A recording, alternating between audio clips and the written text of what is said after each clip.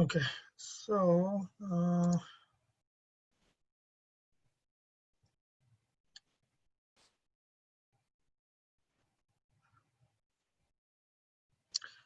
okay, so we are at shloka 25. Um, just to summarize what the chapter is about, and so that we get the kind of context about what we are doing here. Krishna is teaching about his vibhutis. So vibhuti means vividha bhutihi. That means there are two concepts. I think I've not mentioned this before. There are two concepts called, one is called sanidhya, right? And the other one is called avesha. There is a sanidhya and there is avesha. Sanidhya means where, like Paramatma is everywhere. His presence is in everything. And like I said, there is only one thing that is equal in the whole of creation. Everything else is unequal, right? Everything else is different. And what is the only one that is equal?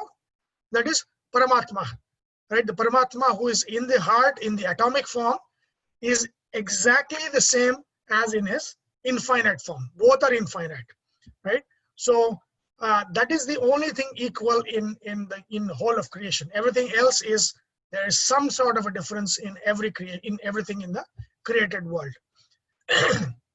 So if you look at vibhutis, so I told you the concept of sanidhya, sannidhi, right? Sannidhi means presence, Paramatma's presence within something. That is equal. Sannidhi is equal, right? The sannidhi of Paramatma within me is the same sannidhi of Paramatma within you and within everything in the creation, including Brahma, including the blade of grass and the virus. Whatever exists in this world, sannidhi is the same.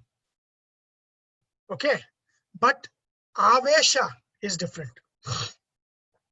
Okay, avesha means something that is to get something special done. Paramatma in some specific form resides in that individual or in that thing, giving it a speciality, right? So vibhuti here is talking about those avesha. That means not just sannidhi. Sannidhi is always there, but avesha is something that gives them something special, that they stand out in a group or in across groups. What makes them stand out? This may be individuals, this may be a position, this may be even in the animal kingdom, in the plant kingdom, in things, all of these things, there is an avesha that gives difference. So avesha can be different. Sannidhi is the same. It is a very important. And avesha can be good or bad, isn't it? What is that? No. Paramatma avesha is always good. Okay. Avesha doesn't mean character. 1 second. Let me increase my volume here. Avesha doesn't mean what? Character. Because Character. based on the avesha of different animals, their characteristic kind of gets defined. Does that equal to character, or I know you said No. special? Avesha is avesha means something that the Paramatma, that means something that expresses speciality. For example, let's take among cricketers. Why is Tendulkar special, right? So there is some kind of an avesha in Tendulkar. Sannidhi is there in all cricketers. Of course, Sannidhi is there in everybody. But if you just take a group that's called cricketers, Sannidhi, Paramatma is equally there in all cricketers. But what makes some special as a batsman, some special as bowlers, some special as different things, it is the avesha that makes them special. Is that the uniqueness that you can call it as? It is uniqueness and speciality. And speciality. Speciality, right? That is the most important thing. See, in everything that Krishna is mentioning in this, every one of them is special. And he's saying, not just my sanidhya. Sanidhya is there in everything. That's the name, that's the definition of the word Vishnu. Vishnu means he who is in everything and who is everywhere, right? Vishatiti Vishnu, that means who is within everything. That is Sanidhya. That is the same. The infinite form of Paramatma is the same as the finite form of Paramatma, but Avesha is different. So one question, Sunil, is in this chapter, is Krishna Paramatma trying to go ahead and talk about aveshas in only specific things that he wants us to understand, or is it like every soul or everything that is there has a specialty? Correct. So remember, in the beginning, when Arjuna asks him, "Tell me everything," Krishna says, "There is no end. If I start saying everything, I will only specify important things Okay. that you need to know." So he's only specifying a limited number of things as a need to know, right? And among them, the names of the individuals or the positions. Like, for example, he says, "Among people, I am the king." So that is not any particular person, it's a position, right? That position, the importance of that position is because of Avesha. So Avesha is not just in the individual, Avesha is in the position of things as well. Position, things, Himalaya, right? Meru, all of these are things. Of course, there are Abhimani Devatas as well, but anything that is special, that is special because of Paramatma's Avesha Rupa. And that is what Krishna is saying here. So Vibhuti means Avesha Rupa. There's a special form that is within these individuals or things and positions that makes them stand out from the crowd, that makes them special, that makes them special for a certain occasion. For example, he says, "Among Pandavas, I'm Arjuna." So his Avesha was there in Arjuna as a Nararupa, right? Narahari form was there as a special Avesha within Arjuna, and therefore his lineage is what continued as the kings, right? After that, Abhimanyu, and then of course Abhimanyu died, and then Parikshita Maharaja, Janmejaya, and all of these is actually, it's not coming from Yudhishthira, it's coming from Arjuna. That is the Avesha Rupa. So that makes Arjuna special.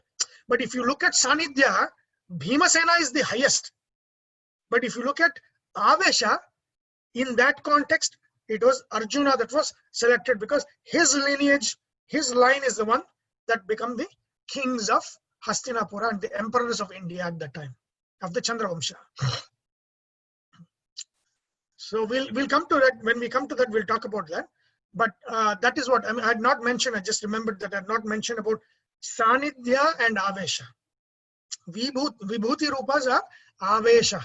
That means something special that the Paramatma, is inside, has gone inside these individuals to make them stand out of a group, stand out across groups, and to be special in certain occasions, in certain groups. Sunil, you just mentioned that when it comes to Sanidhya, Bhima Rupa is the highest form. Yes. You said you're going to go ahead and discuss that, right? I'll hold on to my thought. Yes. No, we will discuss that when we come to when Krishna says Pandavanam Arjuna. Pandavanam Dhananjaya, he says. Right. And it is I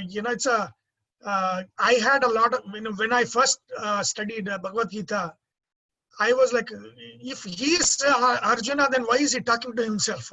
This was like in 7th grade. But we'll go through that. We'll go through that and see. See, I can also remember, whenever he says, "I am this," he is not. That means I am in them in that form. Krishna. Otherwise, how would you justify positions? I am the king, position of king. How is that possible? That's not possible. So this is not, when he says, "Among the Rudras, I am Shankara," it doesn't mean Krishna is Shiva. No, that is not true.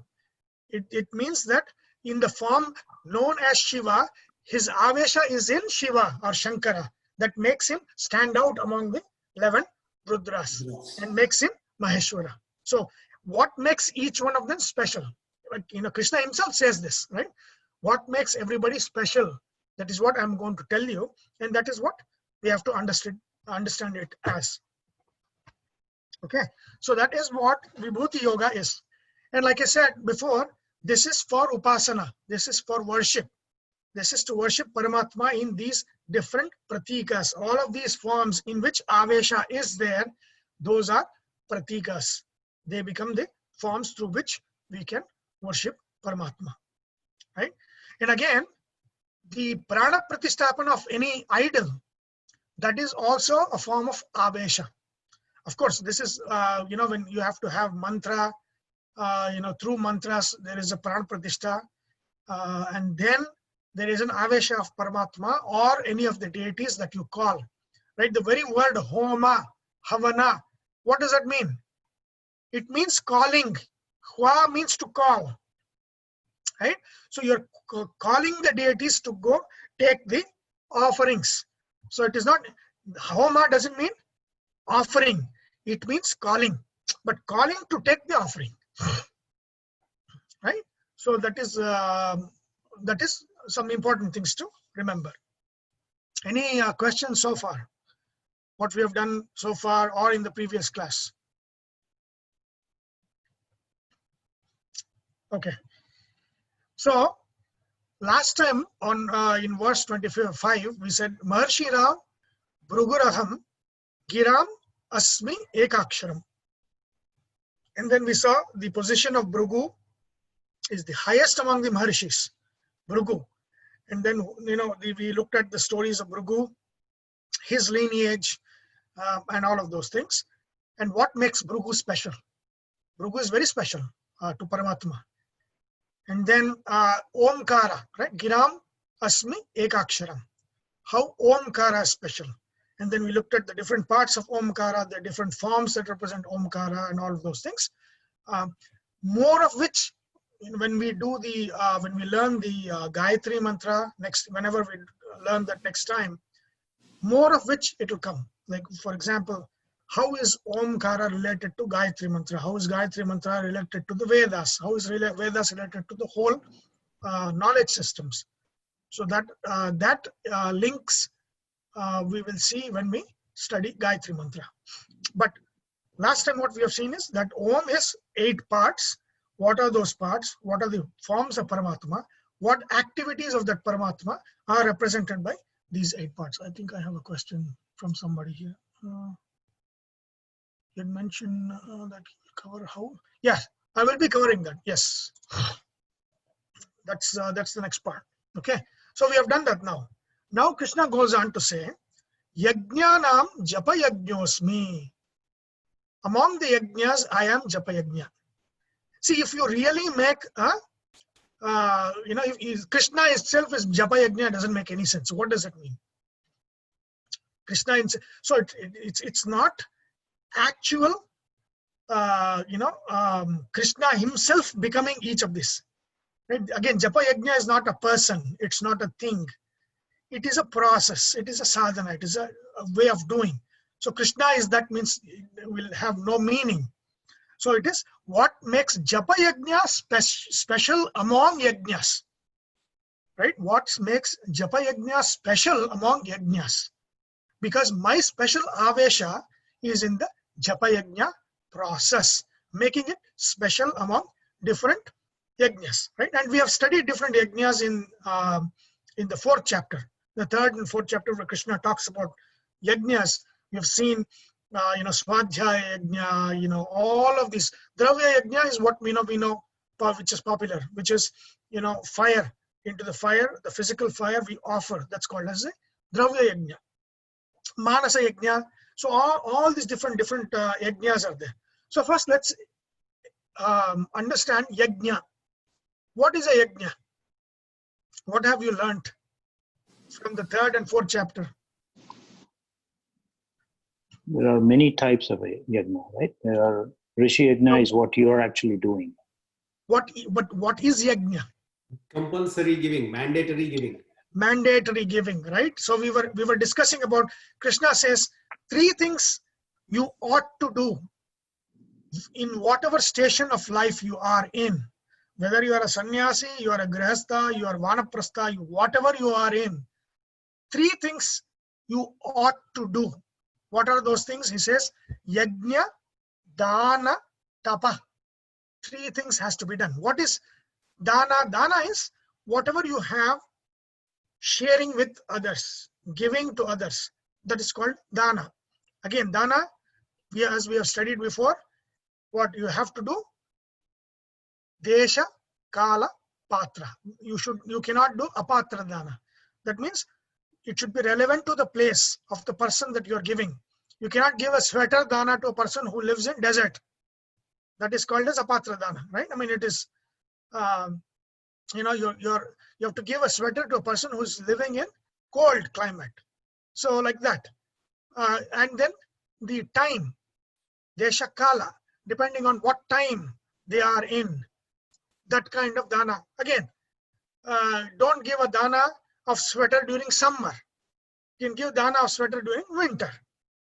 That's called as a sakala dana. I mean, like, which is sarupa. That means it is relevant to the time. That's kala. Then patra dana means don't give money to who when they already have a lot of money. Right? You should give what they lack. Don't give what they already have in excess. What will happen? Because if you give somebody, there is a Subhashita, it says, Vrutha vrishtihi samudreshu, vrutha truptasya bhojanam, vrutha danam samartasya, vrutha deepo divapicha. Raining on ocean is useless. Right? Vrutha vrishtihi samudreshu, vrutha truptasya bhojanam. Somebody's already eaten, and then if you give him bhojana dana, what he's already, he's already satisfied. He doesn't need any. If somebody is hungry, giving food is relevant. Otherwise, it becomes irrelevant, right? Vrita danam samartasya. When he's already samartha, you give him something, it is useless. I mean, he can get himself. Right? You have to do dana to one who is asamartha, one who lacks, one who doesn't have it in him to get it. That is the correct dana. Right? Otherwise, it becomes apatra dana. Vrita deepo divapicha. If you turn on light when there is full sunlight, it is useless. It is a waste of light. Right? So that is the subhashita for apatra dana. What is apatra dana? Is that means give to somebody that lacks something or lacks the ability to get something. Asamartaha, ability to get something. Don't give when they already have that, or don't give when it is really not the place or the time to give such a thing. So that is what giving dana has to be qualified with these three: desha, kala, and patra. Okay, so that is one aspect that you ought to not give up in any station of life. Even sannyasis have to do yajna dana tapa. But see, remember, sannyasis don't have agni, so their yajna is japa yajna. Okay, so because they give up agni when they become sannyasi, they're all this shraddha, kriya karma is done as if they are dead to the family, right? So that means they lose their agni. They cannot cook. They cannot do homa in the physical fire.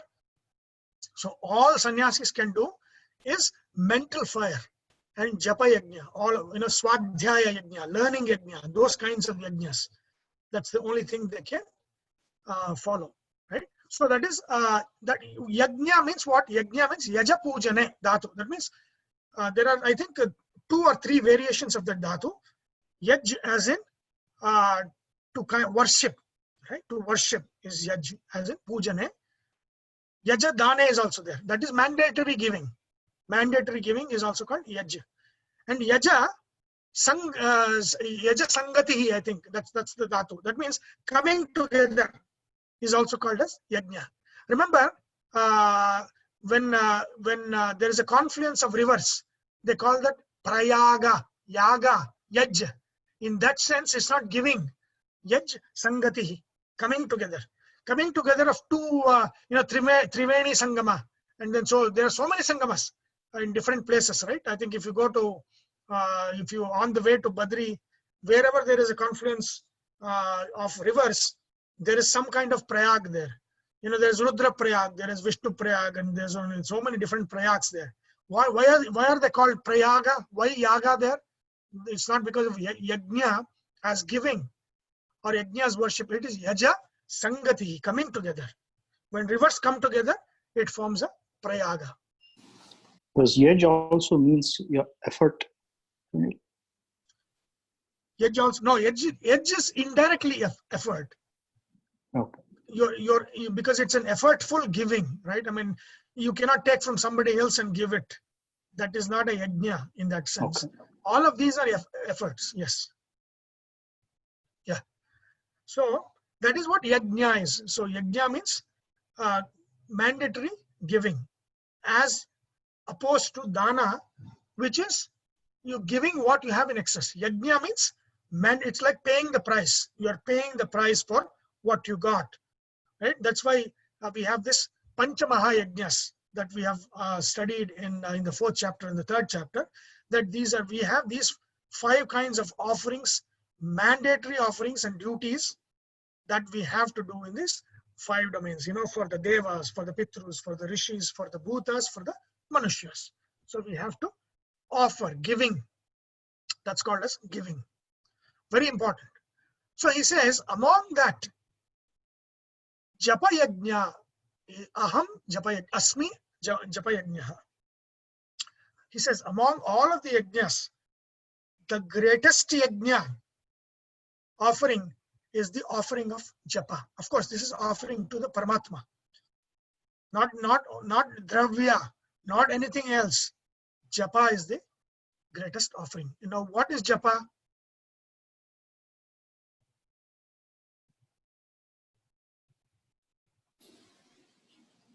It is not just chanting. It is not just chanting. Then what is it?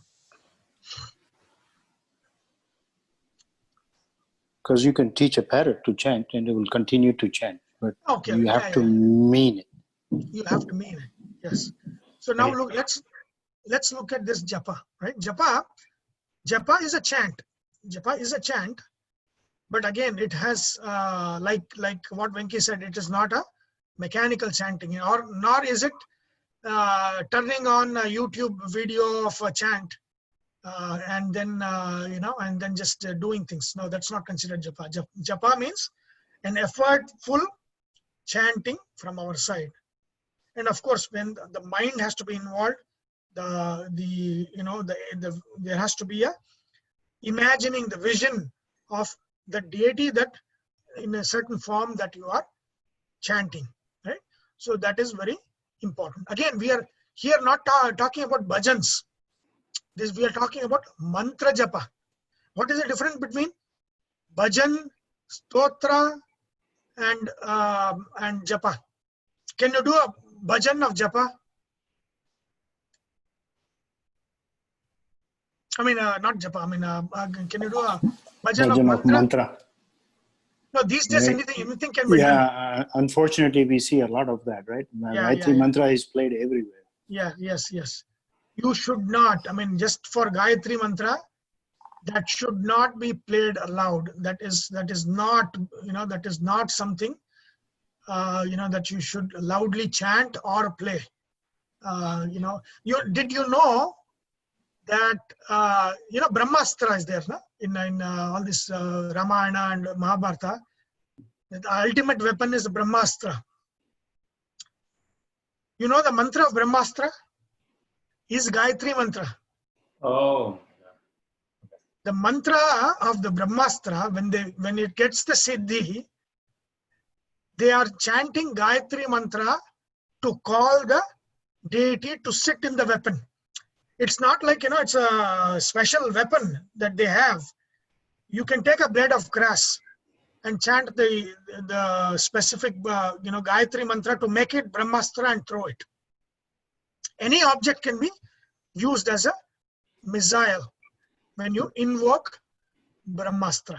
And the mantra that is used is actually Gayatri Mantra. So it is, and of course, it's not, you cannot chant your Gayatri Mantra and throw. So that is not how it works, right? So it is a siddhi. But that is what the Gayatri Mantra is, what was used for, to call, Brahmastra. So japa is to chant. Now how many kinds of chanting is there? Let's go, hold on, let me stop sharing this one and go to our spreadsheet.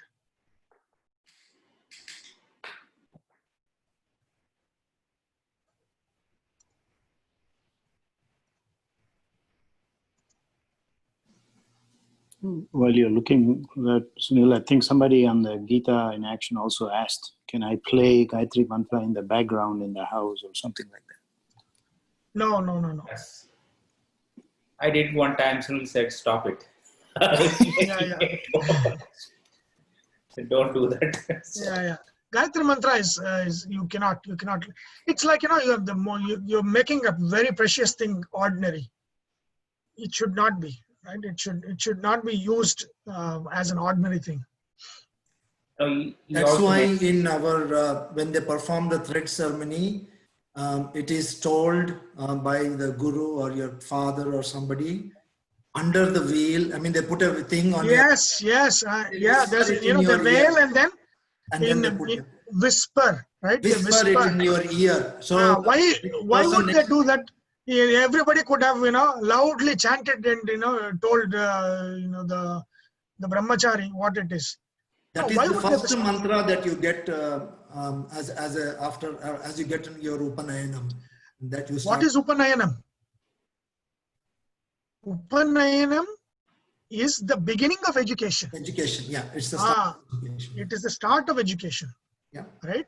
Yeah. So once you have the Upanayanam, then there is you go to the guru's ashrama or place, right, and start your 12-year education. By 20 or 21 years, you are done with the education. So the education system started at 8 years old.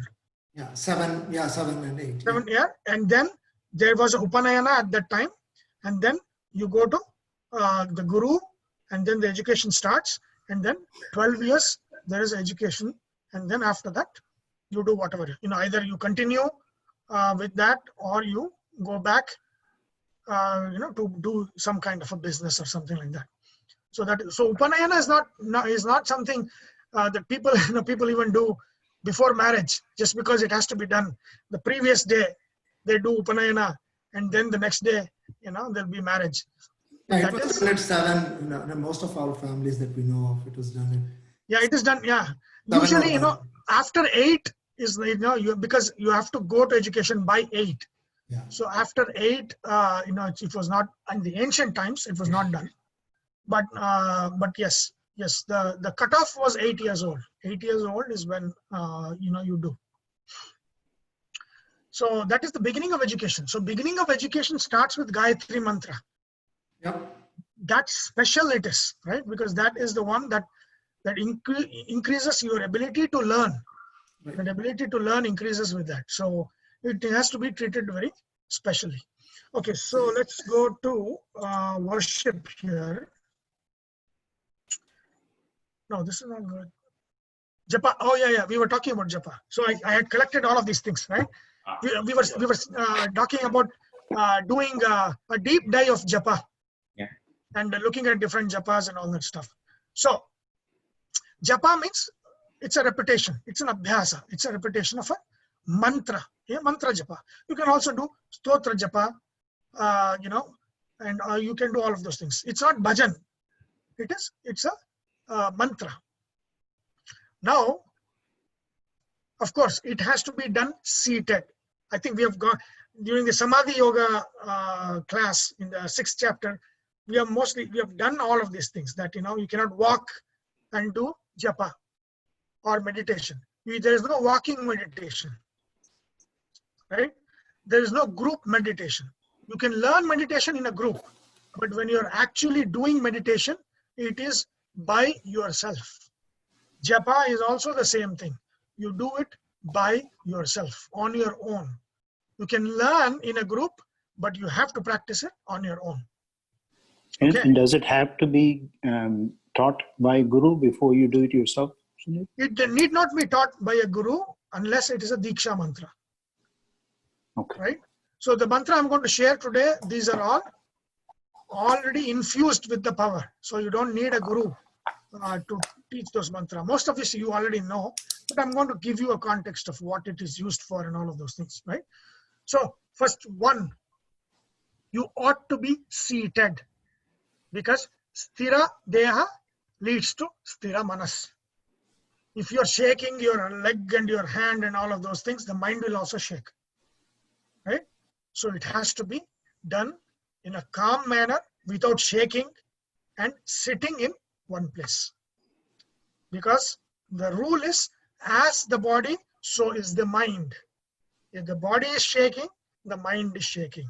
If the body is sthira, the mind is sthira. And that's the whole the logic of yoga, right? Sthira sukham asana.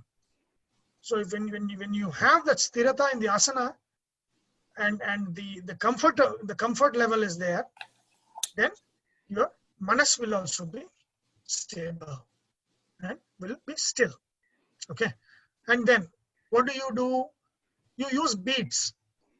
There are so many different kinds of beads.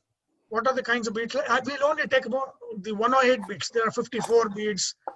There is I think even 27 beads and all of those things are there. Let's just take 108. So there are many, even more than this, but I've captured the main ones here. Tulsi beads. Tulsi beads are used for Vishnu mantras. All of Vishnu mantras, you use the Tulsi beads. And I've shown you an example of this. Actually, this is not really looking good. I have one. I should have taken my picture. But this is how Tulsi beads are, right? And if you look at it, there is one bead here. Remember with the yellow, right? That is the 109th bead, and that's called as the Merudanda. Like this is like, remember Sumeru, the pole, the axis, right? Meru is axis, always the central axis. So this is the central axis. There's the 109th. In the nakshatra mala, Abhijit is another nakshatra that is like the Merudanda. Abhijit, it's called Abhijit nakshatra, the 28th nakshatra. So there are 27 stars, and then the 28th Abhijit is the Merudanda. Same thing here. Okay. So always do's and don'ts, or don'ts of in how to hold the beads. You should never use the, where is this, index finger. Index finger should never be used. So the beads should sit on your middle finger, and the counting should be done by the thumb. The thumb has to move the beads this way, right? Not this way. The nail cannot touch the bead. The nail cannot touch the bead. You cannot push the bead for counting with the nail. You cannot do that. You have to do with the soft part of the thumb. That is the one that pushes it. Right? So these are the do's. You have to do. Don't is, do not use the index finger. That is the don't. And then do not touch the bead with the nail. Do not touch it with the nail. You have to push it with the soft part of the thumb. And the bead, all of the beads should sit on the middle finger. It should sit on the middle finger. Okay. So it's like it looks like this. You're like doing like this, or you're doing like this or like this. Some of them you don't even touch the pinky finger, because this is the finger of desire. So even that is left open, right? So I do it like this. It's much more comfortable for me to do this. So this is how it's done. The beads sit here, and then you count like this. So you get the mudra though, right? So you do that. It's kind of a mudra. No, you're not doing the mudra. I mean, it's not like this. It's like this. Right? So, okay, let me admit somebody's joined. Okay. Got it? So no index finger,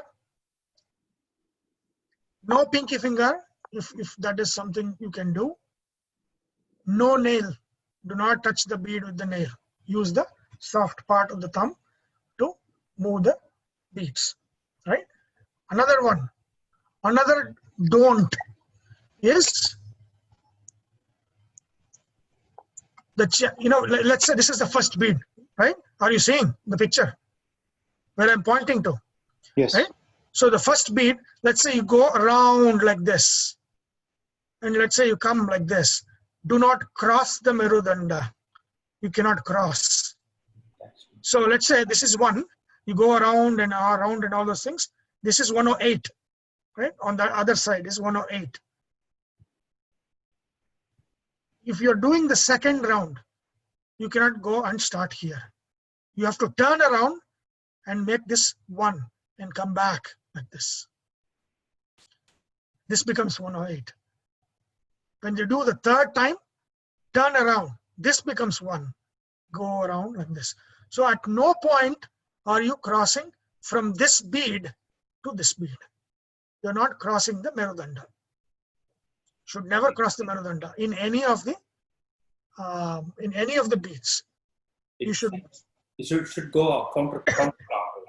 Once you finish 108, and you go counterclockwise. Not counterclockwise. No, you cannot go backwards.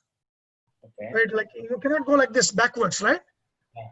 You turn it Oh, okay. to go forward again. I see. Got it. It is always done like, it is always done. Hold on, where is the camera? Yeah. No, it is always done like this, moving forward. Once you touch the 108, you have to turn. When you touch the 108, remove the beads, turn it around, and the 108 will become the 1, and then you are moving forward. It's always moving forward. You cannot, the Merudanda, you should not count the Merudanda. No, you should not count the Merudanda. You cannot cross, you cannot count. The 108 is the previous bead to Merudanda. That is 108. Okay. I have seen beads where it includes Merudanda as the 108. That's wrong. So you have to actually count the first bead twice, or end with the last bead twice to make it 108. Never count 108 or 1 with the Merudanda. You cannot do that. Right? The Merudanda should be uncounted.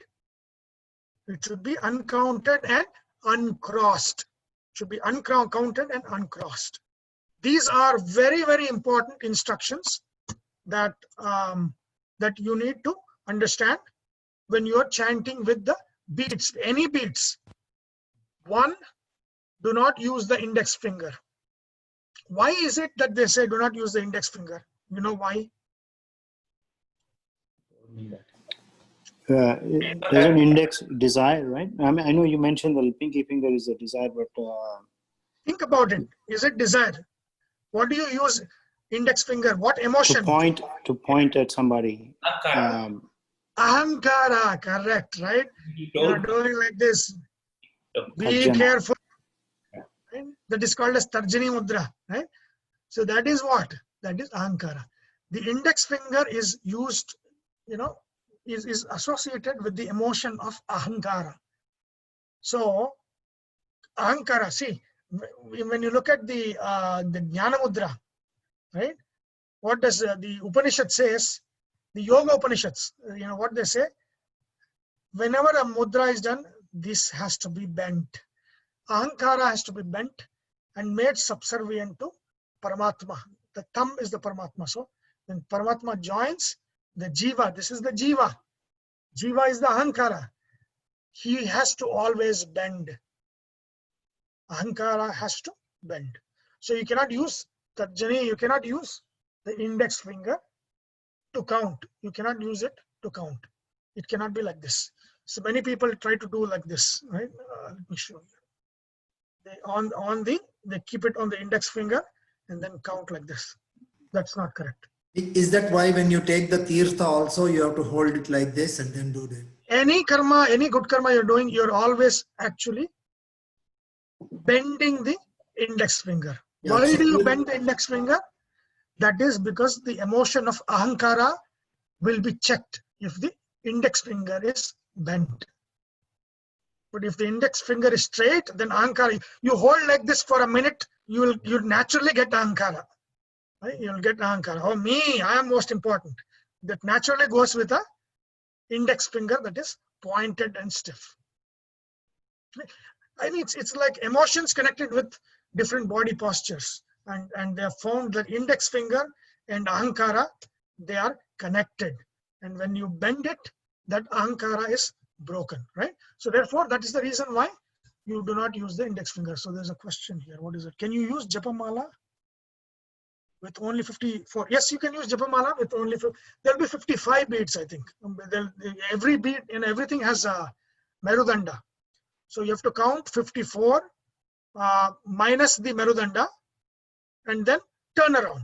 So that in that 54 beats, you have to do twice. So we'll go like that and then turn around and chant another 54, and then that will become 108. So you can use any of those. There's 27 also. Like if you look at the coral beads here, this looks like 27. It's a small one. And this is the one I have. I have a coral which is 27. Usually corals, I have not seen 108 of that, but this is what is available in the market. So this is 27. So there's 54, that is 108, there is 27. So all of these. 27, usually what happens is, that is the one that they actually wear, you know, on the waist. I mean, on the wrist, not waist, on the wrist. So because that size is good for the wrist. So you can actually pull it from the wrist and then chant and put it back around the wrist. So 27 is usually worn around the wrist. Okay. So these are some of the things you know, that you have to do, or you should not be doing. Should not use the nail, not use the index finger, and then never cross the merudanda, never count the merudanda. So these are important things one ought to use. Now let's look at the beads. Tulsi is for all the Vishnu mantras, it's Tulsi. Rudrakshas, as we know, is this one is for the Shiva mantras, Shakti mantras, all of these things you can use. For any kind of Shiva ganas, you can use Rudraksha, right? And now I also captured this. In the Rudrakshas, there are something called as a mukhi. It is the, you know, there is this line that comes here, right? So if you look at Ekamukhi, Dvimukhi, Trimukhi, so there is 3 lines. There's 1 line here, 1 line there, 1 line here. Like this is the center, and there are 3 lines. Chaturmukhi, right? This is 1, 2, 3, 4. It's made of 4 parts. Panchamukhi, very important. Usually, this beads of Rudraksha should comprise of Panchamukhi. That will be very good. Panchamukhi beads forming the Rudrakshas will be very, very auspicious. Shadmukhi, Shanmukhi, Saptamukhi, Ashtamukhi, and then Navamukhi, Dashamukhi. I have this Ekadashamukhi. Very, very, very important for this Ekadashamukhi, because there are Ekadasha Rudras. So 11-mukhi Rudraksha bead is very, very auspicious. Very auspicious. But I also found out through experience that I should not be wearing it. And I have conveniently put it in my puja room and not wearing it. Because when I wore it, I got caught and ticketed 4 times. Never for like 12, 13 years. Or I think 14 years of my driving in this country, never got 1 ticket. Never got 1 Hope ticket. you were not speeding. No, even when I was speeding, I never got caught. Right? But the, you know, the a couple of weeks after I started wearing the 11-mukhi. So this was not beads. This was a single one in a kind of a necklace. Right? It was a single one. So it was a Ekadasha Mukhi Rudraksha, you know, in the center, and then it's just the thread that goes around. So I was wearing that because it goes well with me. But then 2 weeks after that, I got a ticket. I didn't think of it. I was like, oh, after so many years, I got the ticket. And then, oh, so many people are joining. Hold on. Or it looks like the same person has joined. Okay. And then a couple of months later, again, I got a ticket. Okay. That is when I thought, okay, there is something going on. For me, if I wear this, some law will come after me. So that is when I kept it aside. Then again, after many years, I wore it again. I got a ticket.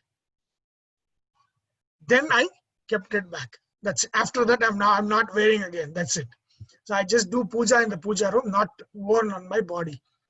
So again, you never know how these things work, right? But for me, the correlation was so much that when I wore it, there was some kind of a law that came after me. I got 2 tickets once, and then after that I got a ticket years later, and then I learned my lesson. I'm never wearing it again.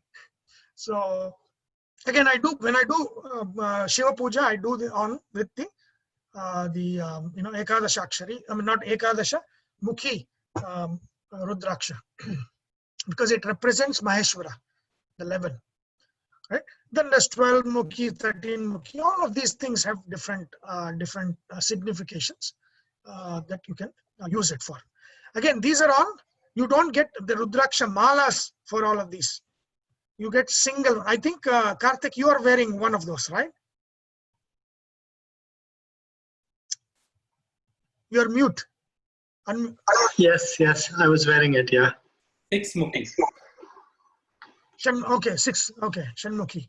So you told me to wear the 6th one. So these things actually you cannot get. I don't think you get a Rudraksha mala. Usually Panchamukhi is what you get. But if it is low quality, you get whatever. There is no mukha itself there in that. But Panchamukhi Rudraksha mala is fantastic. And then these are very good to wear depending on where your Mars is and all of those things, to wear as a single bead of a necklace. So that's good.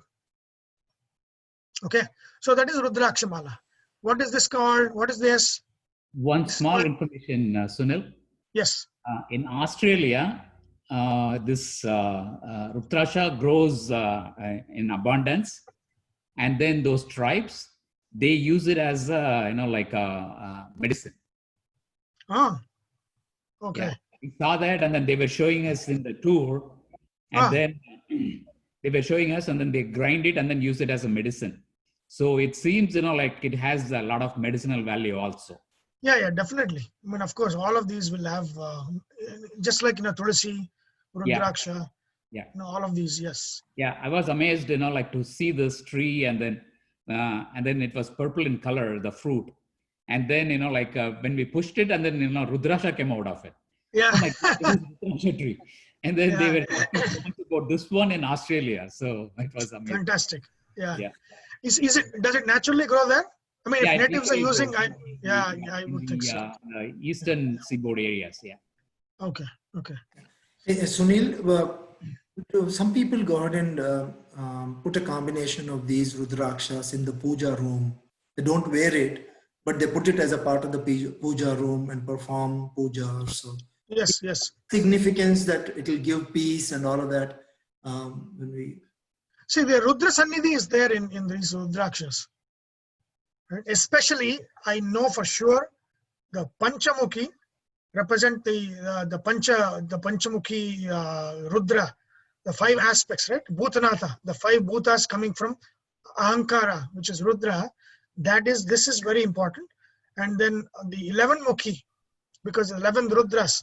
11 is always very important number for Shiva. 11 is a very important number for Shiva. So these are very, very important. Sanidhya is there for Rudra.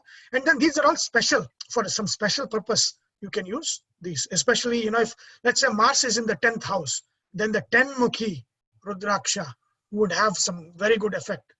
If Mars is in the 10th house and there is some problem with that Mars in the 10th house, then you wear a 10-mukhi. Of course, you wear it and see if something else doesn't happen. If then it doesn't happen, then you can continue wearing. If like me, if something happens, it's better to keep it in the puja room. So that's Yeah, when we were in Pashupatinath temple in Kathmandu, there was a priest who was talking about this, and he was mentioning that you need to go ahead and put this in the puja room and perform puja. Yeah, especially because I do not encourage people to actually wear these beads all the time, because of the purity things that's necessary. You cannot wear this in the restroom, you cannot do all of those things, right? And that is why it is, it's better to just keep it in the puja room, use it when you've had your shower and all when you're clean, and then when you want to do puja, you can use it. If you wear it all the time, and you're doing so many things that you should not be doing, and the purity goes away, and it's not very good to wear the beads. Yeah, that is exactly what he told us. Same statement. So yeah, right. So this is called as Spatika Mala. Very, very powerful. Okay, and that is the one that they use for Devi japa. If you do Devi japa, you use Spatika Mala. One good thing for Spatika Mala is it is very, very cooling. Very cooling. And my Spatika Mala is from Uttar Pradesh, very pure, because I got some Spatika Malas, very impure, it is not even, it should be very clear. It should be like, this is very clear, it looks clear, but there are some of them are like translucent. That is not a good quality Spatika. So when you have a good quality Spatika, if you wear it, you will feel, it's chill, right? It's cold because it absorbs heat. So people who have Agni doshas, right? A lot of pitta, all of, people who have a lot of pitta dosha and, heat problems, Spatika is very good. You wear Spatika, it will cool you down. It's a very, very cooling effect. Spatika has very cooling effect. In English, they call it like, I think they call it crystal beads or something. But be very careful, it's better to buy from India. If you buy, it should be clear like this, not translucent.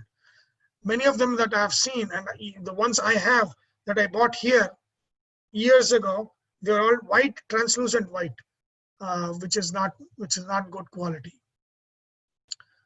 Okay, Chandana, sandalwood beads. Sandalwood beads done for, usually done for Vishnu. You can also use it for Shiva. But Chandana beads, again, this one, the one here, shown here, this is 54. This is sandalwood beads. That's also, that's also used, sandalwood. Again, this is cooling. Just like Spatika, Chandana is also cooling to the body. It's cooling to the body. Then, this is lotus beads.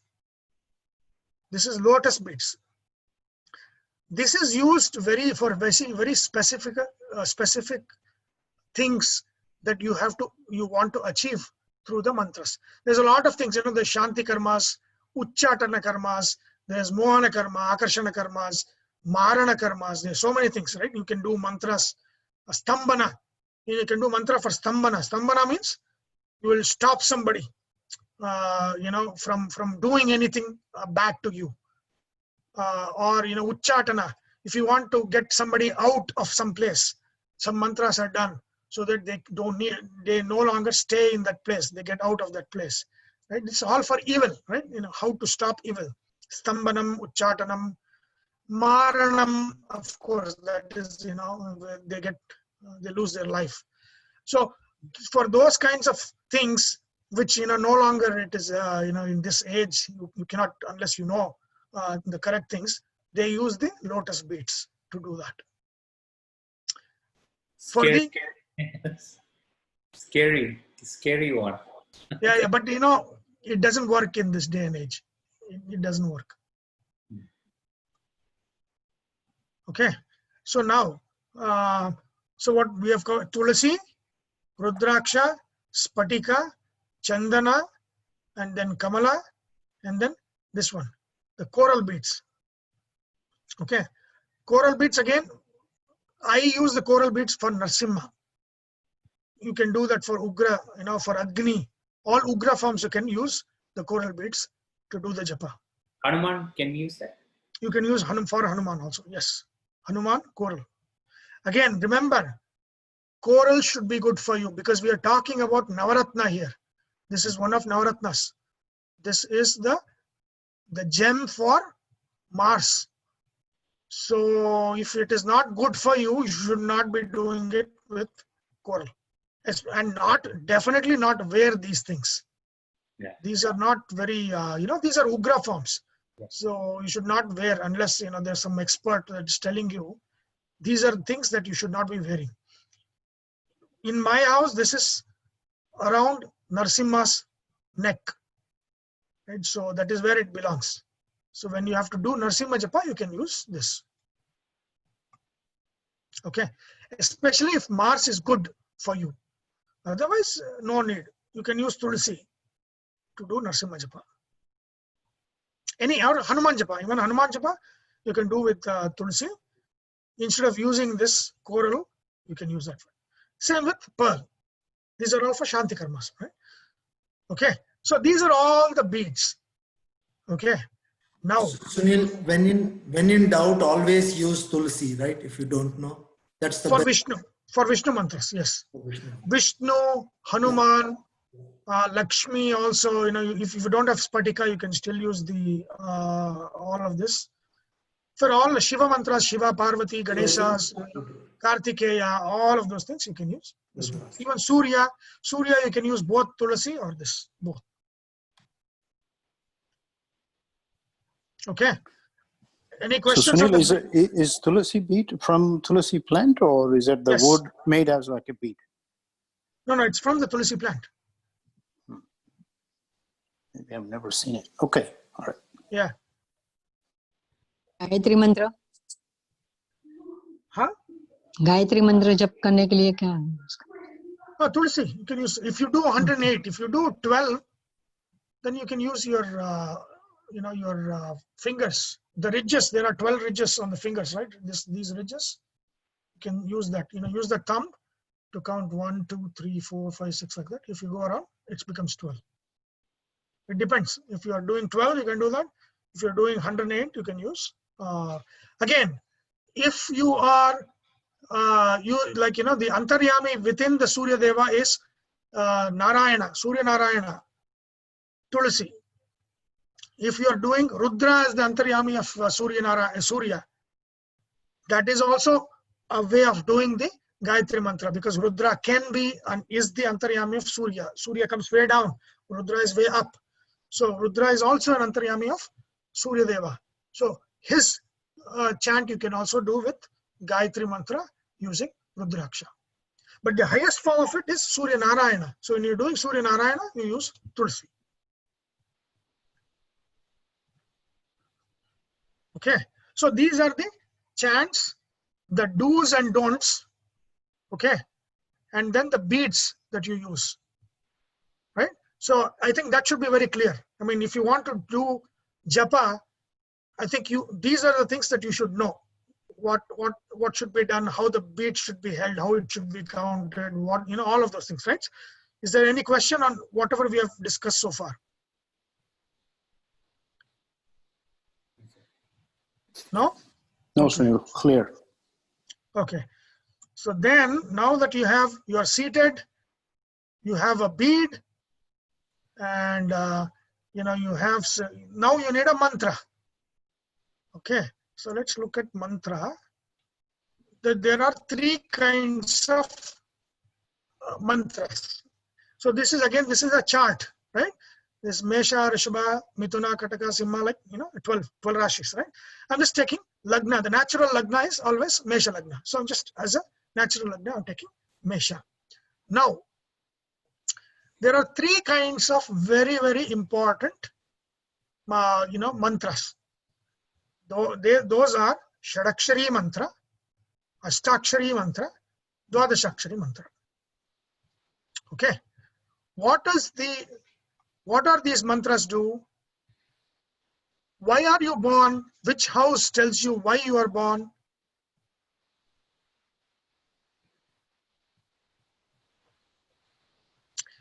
The budding Jyotishis of the Gita in Action group. Which house tells us why are we born? I think Karthik should answer this. Which house tells you, the Lagna tells you that's the first one. No. I was writing down something. What The was your question? sixth house tells you why you are born. Right? And the desire with which you are born, because every birth is with a very, very dominant desire. That desire with which you are born is shown by Rahu. Right? But why you are born is shown by the sixth house. So looking at sixth house and Rahu, you can pretty much know why you took this birth. I mean, when I say you took this birth, you didn't take this birth. You were kicked into this birth. Why you were kicked into this birth? So what is Shadakshari doing, or even Ashtakshari or Dwadashakshari doing? They are freeing you from impurities. That's why there is so many of the mantras that are Shadakshari, Ashtakshari or Dwadashakshari. So many of them. So many of them are there. Shadakshari mantras are going to heal you of the reasons for the birth. What is Ashtamasthana? Oil sun. Huh? Oil sun. I mean, your life. Ashtama. No, that is that is the longevity. But Ashtama is the loan, the debt you are carrying. Right? The debt you carry is shown by the 8th. That means karmic debt. What karma, prarabdha karma you have, that is shown by the the Rashi, Ashtama Rashi. So any Ashtakshari mantra, the aim of that Ashtakshari mantra is to clear the debt, clear the loan. Right? All Ashtakshari mantras will clear the loan. So can I say something here? Yeah. I mean, since that, this you told me this happened. I want to share it to all. So have a bit of loan. Sunil was telling me, do the mantra on the eclipse day. Since the eclipse day is coming, so Surya eclipse, he said chant Gayatri mantra 108 times and do deposit, like say even $10 or $15 on that day for your principal. Don't pay your interest, just the principal. Don't believe it. Within 5 months, I sold the property. Done. So it happened. I cleared the debt. So it works really good. Yeah. No, but this is not the money debt. I mean, this is more than that, right? This is karmic debt. That is, we have the prarabdha karma. Where is the prarabdha karma? Prarabdha karma is shown by this. The karma is the obstacle, and therefore the 8th house is actually the house of obstacles, and therefore Ganesha lives here. Vigna, right? Vigna Vinayaka also lives in the 8th house, right? And this is also called Kundalini. Kundalini also is here because this is the base of the spine. The spine starts from here, and this is the base of the spine here. So Ganesh, third eye or something. No, third eye, not the third eye. This is the base of the spine. Okay. Base of the spine. This is where Ganesha is in the Mooladhara chakra. So Mooladhara chakra is here. Okay. So the bottom of your spine. Yeah, the bottom of the spine where the Mooladhara chakra is, that is where Ganesha is. Ganesha resides in the Mooladhara chakra, and it is the 8th house, and therefore the house of obstacles, and therefore he is the lord of obstacles. So that's what Ganesha is, right? So Ashtakshari mantras are very, very important to clear the karmic debt. Okay. Then what is the 12th house, Moksha, house of moksha. house of freedom. Freedom. Right? House of freedom. So it is also house of loss. But what is the loss here? Loss of lagna. Lagna's loss. That means loss of body. Right? So this is what is loss of body? When you are sleeping, you have lost the body, right? In the sense that your contact with the body is gone. So this is also your sleeping. This is also your samadhi. This is also your money loss. All of these are in this house. This is letting go, giving up, giving away. This is Dvadasha. That means when this is cleared, then you are free. And then Dvadashakshari mantra is the one actually which frees you into moksha. Or any, especially because Vishnu Dvadashakshari mantras are the mantras for moksha. Moksha sadhana. Okay, looks like somebody is saying closing. Any Om Namo Bhagavate Vasudevaya. Yeah, we'll look at that one. So, right? So, 3 important number of maksharas. Shadakshari, which will heal the disease. That means it will heal the reason why you are born, the desire through which you are born. It is a healing thing. I mean, just doing one Shadakshari does not heal it. That it has to be a sadhana, a lifelong sadhana. Right? Astakshari will clear the debt. Astakshari will clear the debt. Dvadashakshari will free you. These are, if you look at the mantras, a lot of mantras in Vedanta, they are either Shadaksharis, Ashtaksharis, or Dvadashaksharis. You also need to learn. You need to get knowledge. That is the Panchakshari. So with the Panchakshari, this is the house of learning, right? 4th, but 5th is the house of actual learning, understanding. If this is learning, this is understanding. You understand with the 5th house, right? If Shani is in the 5th house, then you will have difficulty in understanding. If Buddha is in the 5th house strong, that means you quickly understand, right? So the speed of the graha in the 5th house will determine how quickly you understand, right? So now Panchakshari mantras are the mantras that you use to learn, to facilitate learning, right? And then again, there is a Navakshari mantra, which, do you know a Navakshari mantra? It's an Ashtakshari mantra that has been extended to be a Navakshari mantra. Which one? When we start the class, Om Vyam Veda Vyasaya Namah, right? If you look at it, if you don't use the Vyam, so it's Vyam Veda Vyasaya Namah. It is an Ashtakshari mantra. I have added a Om to make it Om Vyam Veda Vyasaya Namah, the 9th house. And what is this 9th?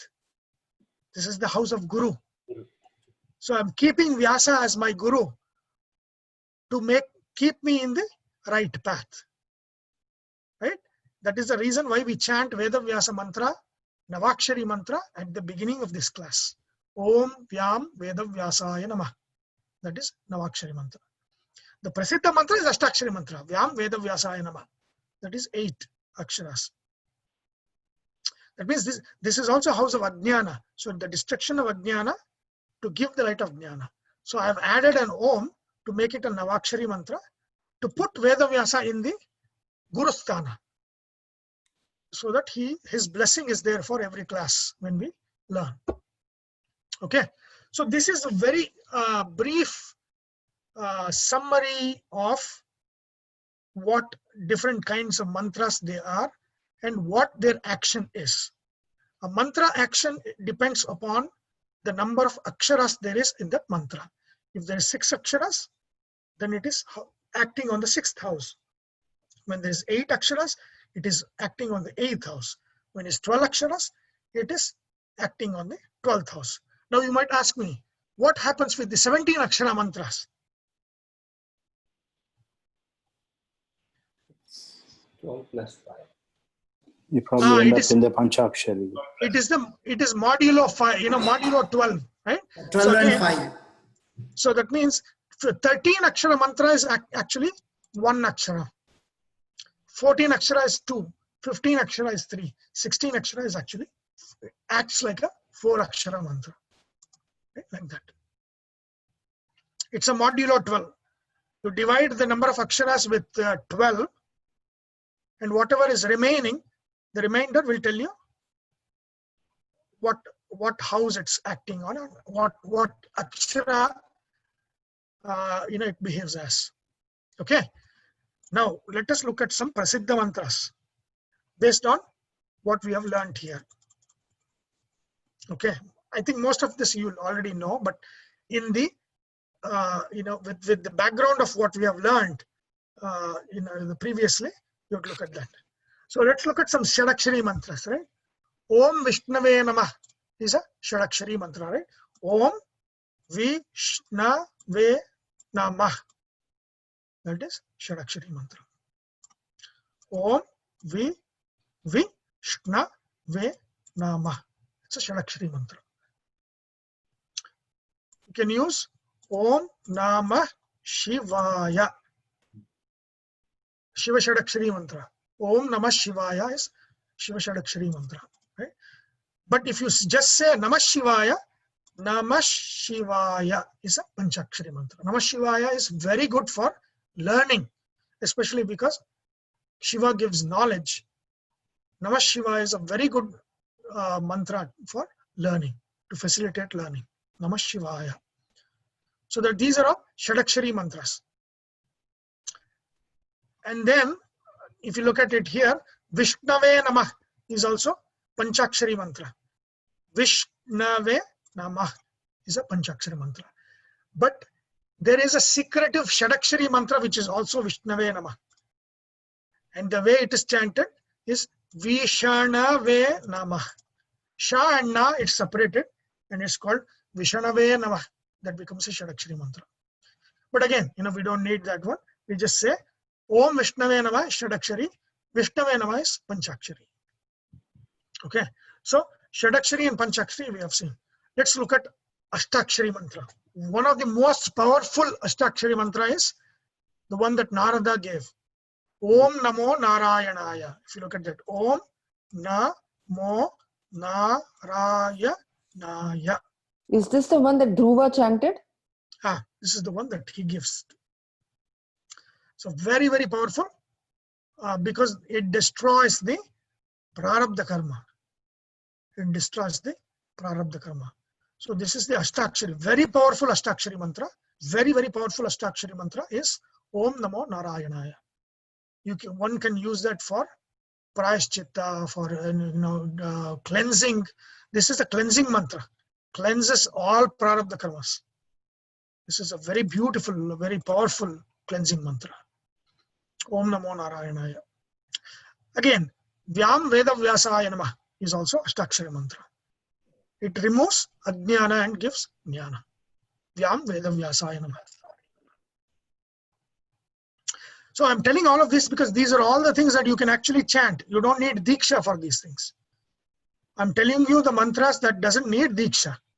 These are already been infused with the power to fructify. Anybody can do it. Okay. And the king of all mantras, the Dvadashakshari mantra, that is Om Namo Bhagavate Vasudevaya. Om Namo Bhagavate Vasudevaya. The Dvadashakshari mantra. Chant when? Huh? When do we chant mantra? What is that? She's asking, when do you chant the mantra? When? What do you, Time. I mean, when she's asking. Times. Oh, morning. You can do morning chant. You can do evening Sandhya chant. And afternoon also we can do, right? So I mean, like just to. Afternoon is the most, when the mind is kind of calm and can focus, that is in the morning and in the evening. Afternoon is a little agitated. So you It's say not, that, you yes, said, you can. you know, Shiva, you can do it in the evening. Shiva, yes. So those are the special, because, you know, Suryasta, because Shiva is, you know, he's a Rudra, right? I mean, he's Antaka, he destroys. So the destruction is signified by the sunset. So Shiva Puja is done at sunset. Shiva Puja is done at sunset. Shiva Abhisheka is done. Rudra Abhisheka is done at sunset. You know, because it is going into night, tamas, which is ruled by Rudra. So that is very important. For Rudra, evening is fantastic. You can do Panchakshari mantra, Shadakshari mantras at the Sandhya Kala, 6 o'clock, 7 o'clock. That evening time, it will be amazing. It will be very, very powerful. Chanting Shiva mantras, worship of Shiva, Abhisheka of Shiva. See, Abhisheka Priya. Shiva is Abhisheka Priya. So that is, you know, for Shiva. Okay. So the greatest of all the mantras are the Dvadashakshari mantras, because it frees us, it liberates us. And the Om Namo Bhagavate Vasudevaya. Again, this is another mantra that is also given, and I think this is given to Ambarish, I think who, I don't remember who gets this. Again, it's also Bhagavata story. There's Om Namo Narayanaya, Ashtakshari. There's Om Namo Bhagavate Vasudevaya, Dvadashakshari. That's, yeah, I remember the story. He goes to, you know, in even Mahabharata, I think in Bhagavatam only it comes. He goes It's and in the Bhagavad. he's not getting the seat for his father, and you know his mother tells him go. No, that is Dhruva. That is Dhruva. And for Narada, and we'll talk about Narada later on, because he is one of the, you know, he has one of the Aveshas. He uses the Ashtakshari. Narada is the Ashtakshari. Okay. So these are some of the famous mantras that does not need Diksha, right? And where the action is, right? Shadakshari's action is in the 6th house, cleanses the 6th house, you know, making, you know, the reasons for the life, the birth, cleaning that. That means whatever defect that we have carried from the previous birth to this birth, it cleanses that defect. Okay, that is Om Nama, Om Vishnave Nama, Om Namah Shivaya. You can do that. Sunil, in Dhanvantri Homam, we use the Om Namo Bhagavate Vasudevaya, right? No, they use Dhanvantri mantra. Yeah, Dhanvantri mantra. But that is not. That is not Om Namo Bhagavate Vasudevaya, right? No. Dhanvantri mantra doesn't start with that. This is Krishna mantra. Oh, okay. Yeah. Okay. So then Ashtakshari. So the reason that we are born is cleansed by Shadakshari. Ashtakshari cleanses all the loans that's there in our bank account, all the prarabdha karma. Prarabdha karma that is going to slowly reveal in our life, that is going to be cleansed by this. Remember, I said, can be cleansed 2 ways. What are the 2 ways? When we were talking about karma theory.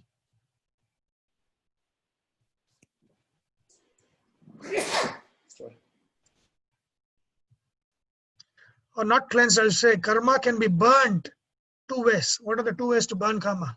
Oh, either to go through the process or, you know, do the chanting and correct. Drida, right? Drida, adrida, drida. So all of those drida, adrida, there's all seen through this house. This house will tell you what type of karma you are carrying, right? So either the karma that you are carrying is burnt by you suffering that karma, or by the cleansing effect of the Ashtakshari. There is only these 2 ways of. So there are many Ashtakshari mantras, but these are the ones that do not require a Diksha.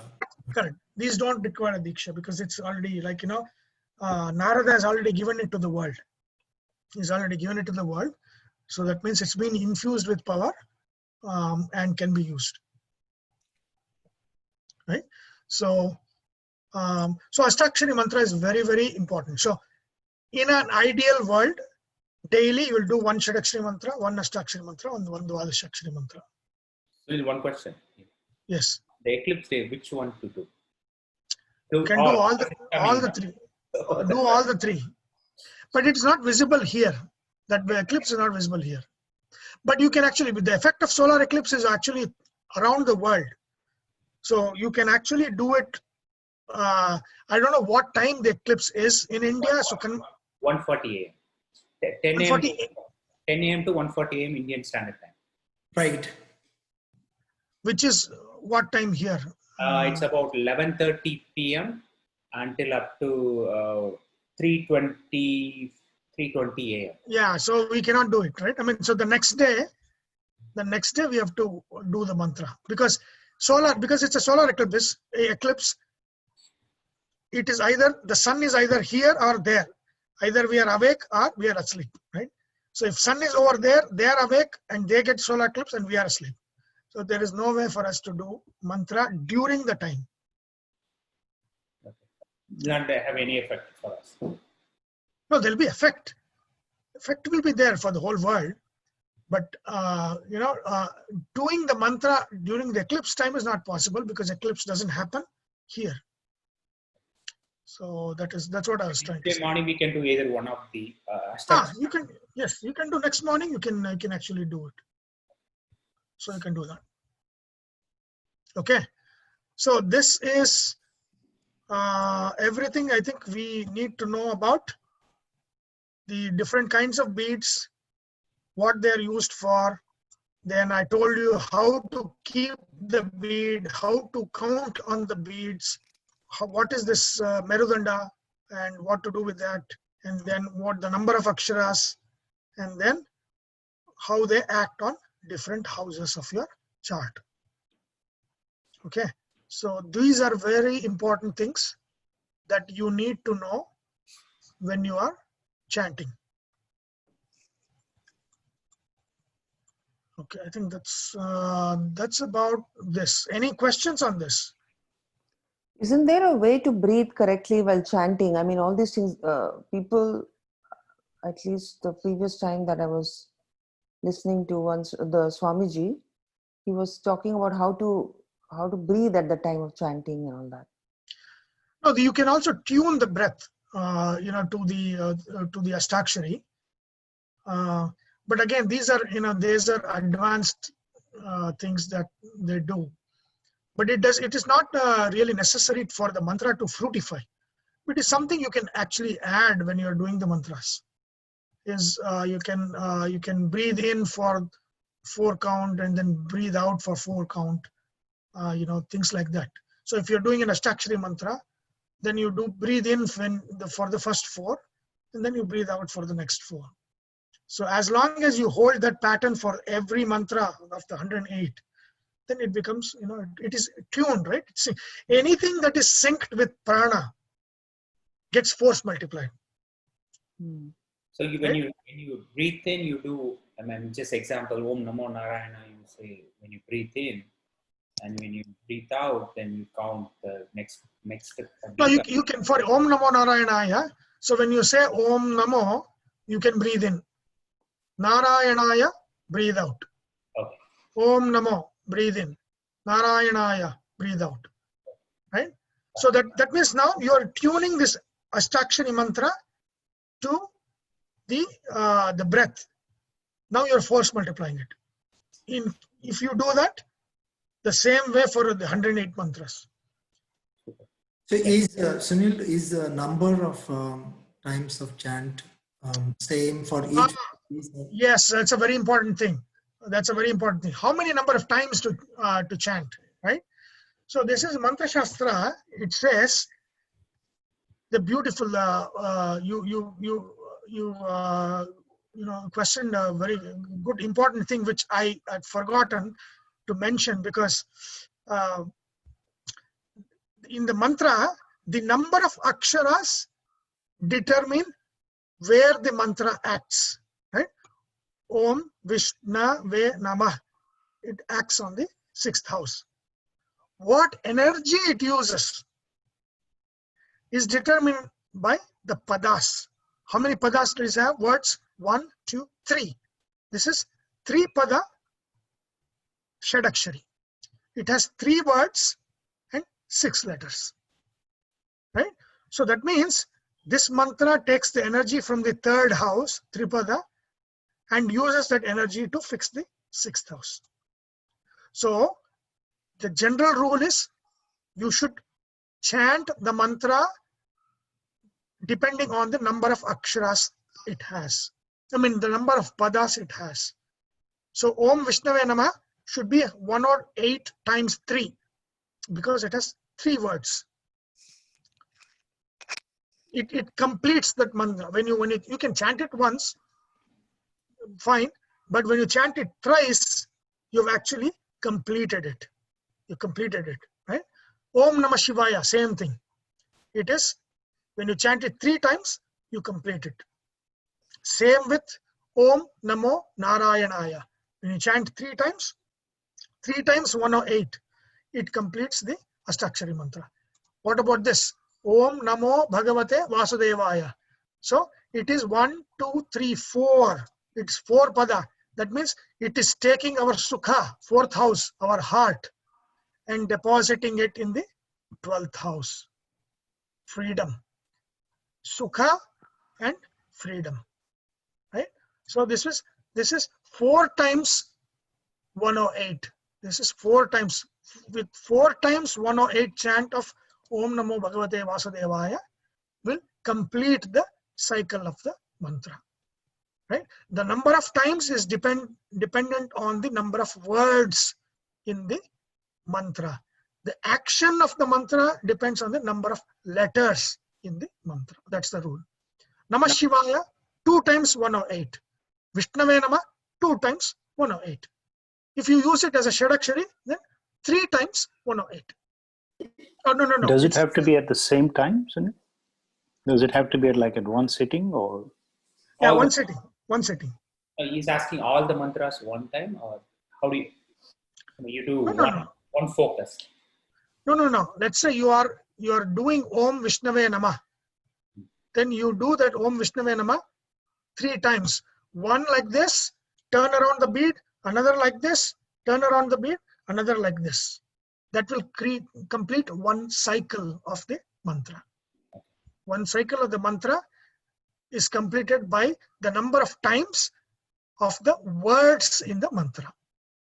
That's the rule. Okay.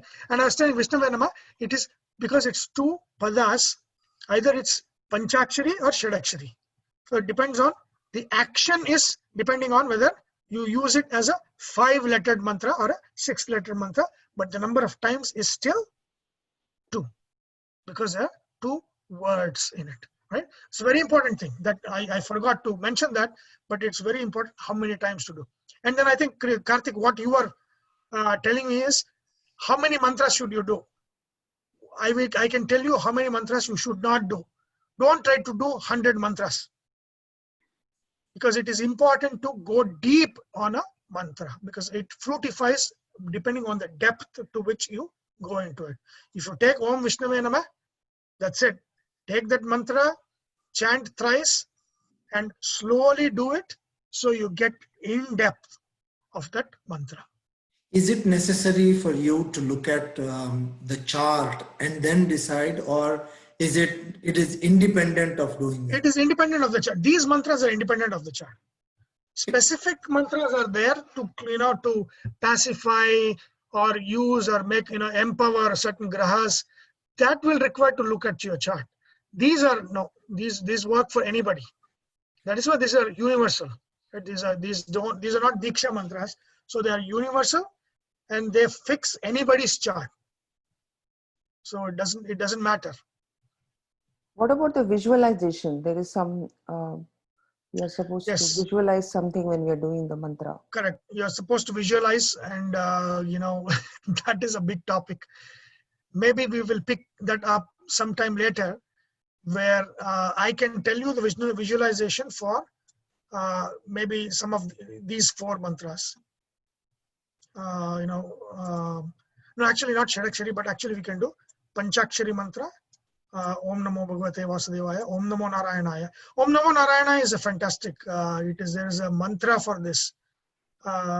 Vishnu Ratyuttamatvad Akhila Gunaganais Tatra Bhaktim Garishtam Samsliste Sridharabhyam Amamata Parivaratmana Sevakeshu Yasandatte Virinchi Shvasana Vihagapan Antarudrendra Purve Shvadhyayam Staratamyam Sputamavati Sada Vayurasmat Gurustam. Beautiful. So this is called Vayustuti. So it's in Vayustuti, there is a visualization of Vishnu is there, Shri and Dhara. That means Shri and Bhu. They are sitting on his lap. That is and the Parivara Devatas, Brahma, Shiva, Prana, all of them are his bhaktas standing around him. That is a visualization of the Narayana mantra. Sunil, during Jyotisha class, you mentioned one mantra which is like Om Namah Shivaya, Namo Rameshwaraya. Depending on which is the house, what is that? Which you are asking? mantra? You are asking, I think, 1 month late. I'm sorry. Okay. Now, because remember, was it this one? No, I think this one. No, Where did we do it? No, this Here. one. No, where we have the. Not this one. Where did we do Jyotisha only. This Jyotirlinga. Where did we put Jyotirlingas? maybe on your right side. Remember we did Jyotirlinga? Yeah, Om Namo. You know, Ugraya, and we did all that. Yeah. Okay. I don't remember so many things. So I was talking about. Yeah, we did talk about it. Yeah. The chart is there. It was in the Shiva's class when we talked about Rudra. It is okay. Here. Correct. So I talked about this, right? And then this Jyotirlinga. Yeah. Right? So what you said, that is the mantra for this. Jyotirlinga mantra, Om Namah Shivaya Namo Rameshwaraya. That is a Jyotirlinga mantra for Rameshwara. Om Namah Shivaya Namo Somanathaya. Om Namah Shivaya Namo Nageshwaraya. Om Namah Shivaya Namo Omkareshwaraya. So like that. So they can become a Dvadashakshari mantra, or some of them are Dvadashakshari mantras, some of them are not. But they have a specific thing. These are the Jyotirlingas, right? These are Ajnana. They remove the Ajnana of the Grahas. When Grahas are not powerful, they lose their luster, right? They lose the light, which means the knowledge. So this infuses that knowledge. If you go to that class, whenever we did that, I think I talked about it. Yeah. And if I remember right, I also mentioned the mantra for that. But in the Jyotisha class, I gave that mantra, right? I gave the mantra for all of those. And also I gave the mantra for the Ashtamurtis. Om Namo Bhagavate Rudraya. Om Namo Bhagavate Bhimaya, like all of those things. So those are the different, like Ashtamurti mantras here. You go back to that class and you'll see the those mantras. How to find that class? The lab. That is, you want me to speak, spoon feed. You cannot, right? Some effort has to come from your side, right? Where is it? It goes by, the verses. I think you can get No, it. I know Karthik, but Sahana, it is a May 10th class. See? May 10th? Okay, thanks. May 10th. You will get the punya now, okay. Yeah. Okay, so this is everything, that you need to know about mantra to be dangerous. Right? This is like, now you can actually start any of these mantras. I would suggest start with Ashtakshari. Start with Om Namo Narayanaya. It's a fantastic mantra. It is a transformational kind of, it transforms us. And there is no age restriction to this, right, Sunil? There's no age restrictions. Nothing. Dhruva could do it. Yeah, it's from a small child to the most old person. Anybody can do this. I mean, Narada has given to the world.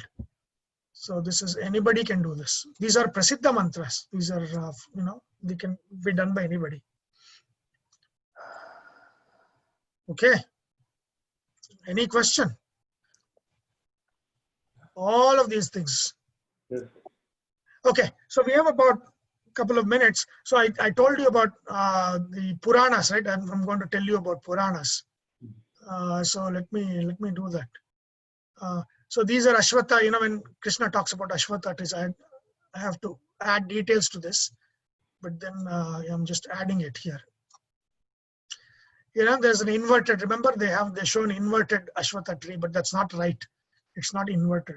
That's why I have this tree. This is how it should be. Anyway, we will talk about it when we come to that point. Okay, Puranas.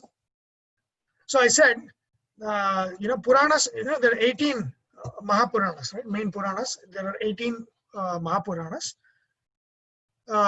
6 Satvika Puranas, 6 Rajasa Puranas, 6 Tamasa Puranas, depending on who the Abhimani of those things are. So 6 of them are Vaishnava Puranas, 6 of them are Brahma Puranas, and 6 of them are Shiva Puranas.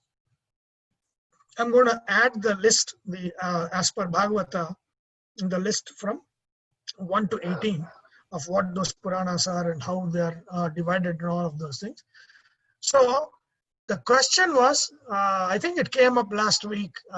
Sham, I think. Is Sham here in the class or no? Okay, he's not there.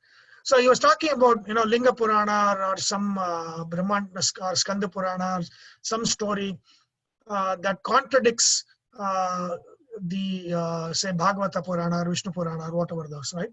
So which one to take? If one story contradicts another story, which one to take, right? As a general rule, like I've told you many times, the Bhagavata Purana is the most uncorrupted Purana that we have today, because it has at least 1500 years of tradition of you know, commentaries and all that. So the copies of Bhagavata that you will find around the country will be very similar. You don't see different kinds of slokas in it, right? So that is very Bhagavata has been maintained because there's a tradition of commentaries on Bhagavata. But the other Puranas are very unlucky, including Vishnu Puranas and all of those things. They're like, Puranas themselves give the description of how many shlokas this Purana has and what is the subject matter. And that doesn't appear to be the case, right? If it says, for example, I think the biggest Purana is the Skanda Purana, I think. It has 100, it's a lot of, you know, verses. But it will say, Skanda Purana has this many thousands of shlokas. What we find today will be short of that, right? So no Purana matches, except for, I think, Bhagavata, no Purana matches the number and the description of Puranas given within Purana itself, right? So that is it is very corrupted. Especially Puranas are very corrupted. There are many versions around the country, copies that they have found out. So it is, you know, there is, you will have to actually read them and then try to figure out what is common shlokas, just like what they've done with Mahabharata, right? That Vivek Debroy was talking about. There are so many different versions. Some of them that I know that they, in the front of the palm leaf, it says some Purana, right? But then it talks about a Sthala Purana. I forget it. I think it was Agni Purana that they found the original, you know, palm leaf manuscript. And in the front it says Vanni Purana. Vanni Purana is Agni Purana. And then if you read it, it is the Purana of that a place, right? So somebody, I mean, this is the level of corruption, and because it is manually copied, right? I mean, it's not. This is all before printing press. People had to actually copy things, you know, from different parts of the country. So it was a long, laborious process. And in the process, you know, people deleted what they didn't like, introduced something, removed verses. They had done so many things that you know, Skanda Purana itself, there are probably many versions of, thousands of versions of Skanda Purana. There might be a lot of similar verses, but no two Skanda Puranas or no two any of the Puranas are the same.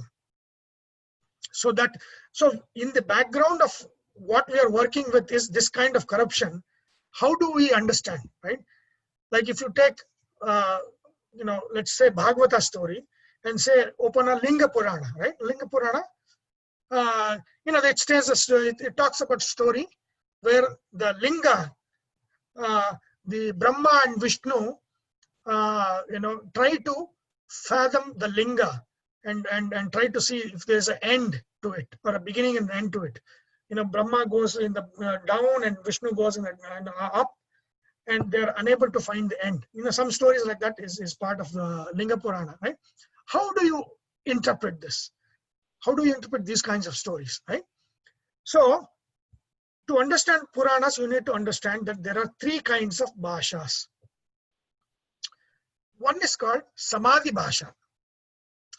Samadhi Bhasha means in the Purana, some things are described as they are. Some things are described as they are. Like for example, if say Vishnu is the Paramatma above everything else, let's say some Purana says that. That is a Samadhi Bhasha. That means it is something, it is talking as it is, speaking the truth. Right? It's saying as it is. Whenever that is the case, now the question is, what is Samadhi Bhasha, what is Darshana Bhasha, what is Guhya Bhasha? How do you find out? That is second. We'll find out. We'll talk about that later on. But what are the kinds of language? This is Bhasha means what is the kind of language used, right? When something is Samadhi Bhasha, that means Puranas, in some instances, talk of things as they are. And a beautiful thing, key to this is given in a work called Mahabharata Tatparya Nirnaya, in the context of Mahabharata. And how to figure this out is whenever a person is talking about himself, right? Whenever somebody is talking about the person, whenever Vedavyasa is talking about the situation, these are three different bhashas, right? Duryodhana, when Bhima is talking about himself, it's Samadhi Bhasha. He's talking. When somebody is talking about Bhima, it is Darshana Bhasha. So, in the Mahabharata, in some places, it might say, somebody might say, Bhima he eats too much. He's a lazy person. It is in the Mahabharata. It is part of Mahabharata. But who is saying this? Somebody is saying this as a Darshana Bhasha, as seen by somebody, right? That is called Darshana. Is that a reflection of truth? No. It is a reflection of a point of view. That is called as Darshana Bhasha, right? So which one should we take? Is Bhima lazy? Or when, for example, when what's his name? They go to Virata's kingdom, and what's his name? He harasses Draupadi. Kichaka. Kichaka, right? So when Kichaka is killed, and the news of Kichaka, the spies take the news that Kichaka is killed to Duryodhana, and they're talking about, no, we did not find the Pandavas. 12 years, in the Ajnatavasa, the 13th year, we are unable to find. And by the way, the Kichaka was killed by some Gandharva. And then, and then the spies say, oh, but we didn't find that there was none of the Pandavas were found anywhere in the Virata's kingdom. Then Duryodhana says, hold on. What did you say? Kichaka was killed by Gandharva. Then he says, Kichaka can only be killed by, I think, two people. One is Bhima and the other one is, what is his name? There's another one. Balarama. Yeah, but probably Balarama. So Bhima, of course, Balarama was also Gadayuddha, Pravina, right? So yes, I think it's Balarama. So Balarama and Bhimasena. And Balarama is in Dwarika. So for sure, it was Bhimasena that killed. Right? This is a Duryodhana telling. right? And then look at Jarasandha. When Jarasandha has to pick who he has to wrestle, whether it's Krishna, Arjuna, or Bhima, he says, Krishna, you are a coward. I'm not going to fight with you. Arjuna, he's a boy. He's immature. I'm not going to. The real man among these three is Bhima. He picks Bhima, right? So these are how people see Bhima, right? What Bhima himself says, what Vyasa says about Bhima. That is how you determine what the worth of Bhimasena is.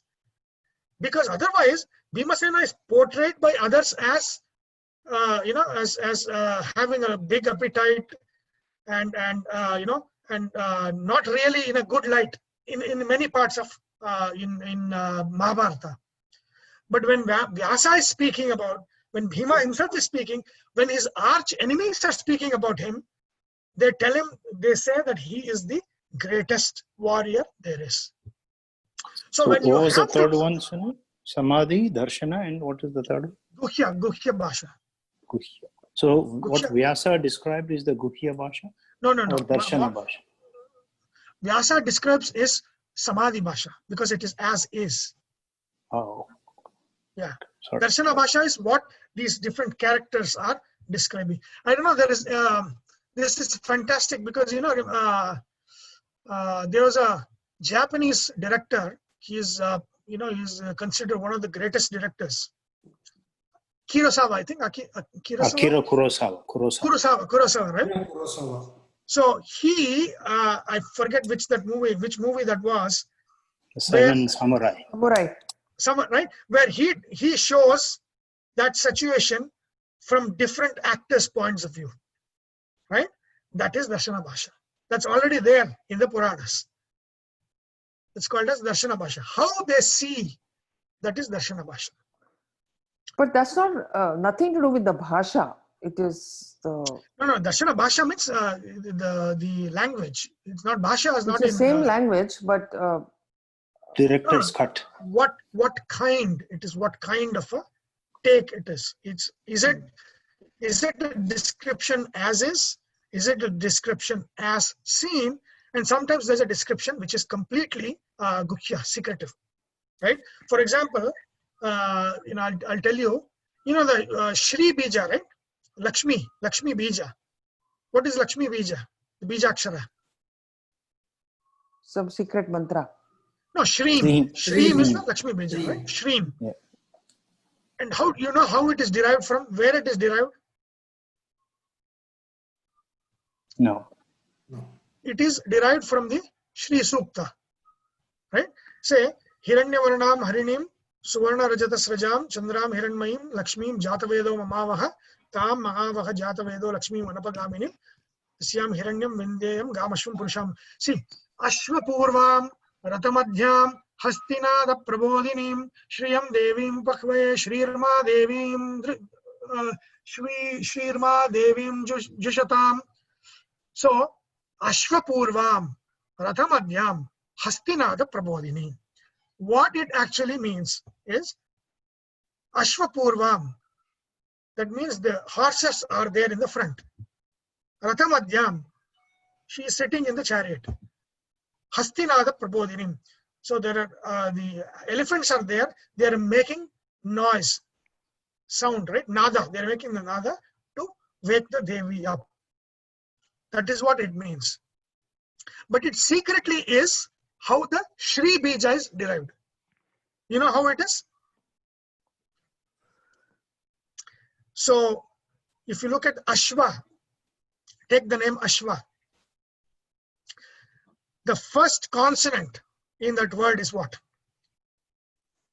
A is a swara. What is the consonant? Sha. Sha. Okay. Take Sha, Ashwa.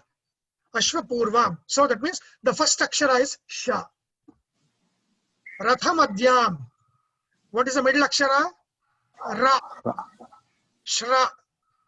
Hasti Nada Prabodhinim. Hasti means in Samskrita it is Imkara. That becomes the Nada. So Shara Im. Shreem. Oh, beautiful. Right? So until it is given in a tradition. So this is how secrets are held in tradition.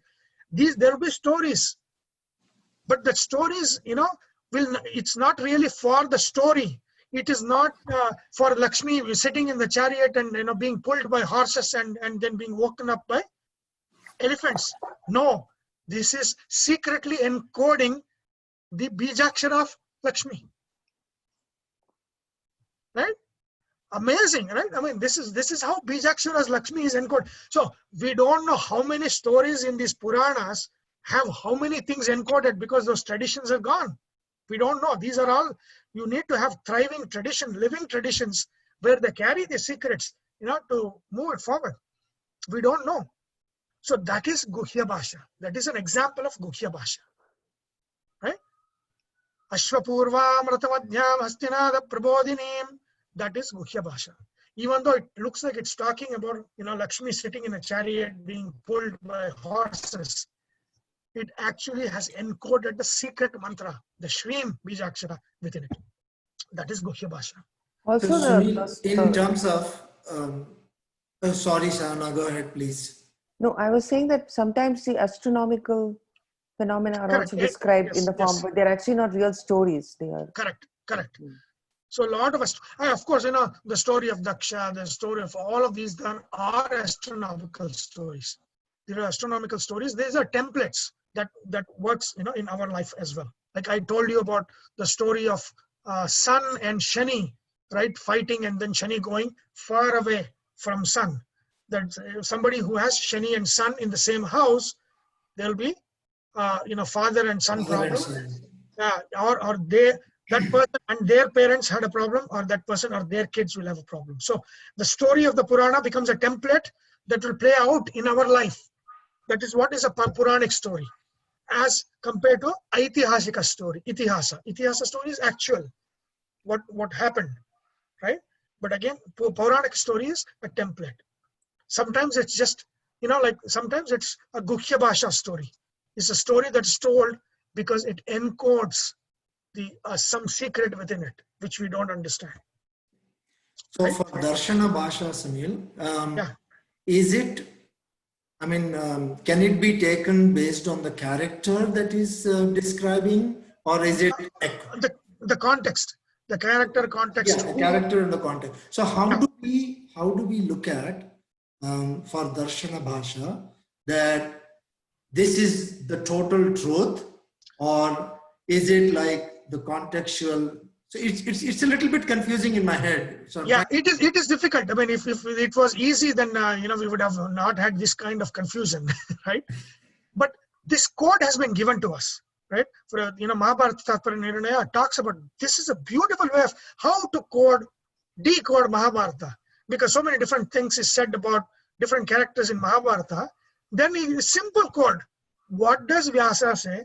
What does other people say? Is it as seen from the eyes of others? Is it as seen from the eyes of Vyasa? Is it as seen from the eyes of Krishna? Who is telling what?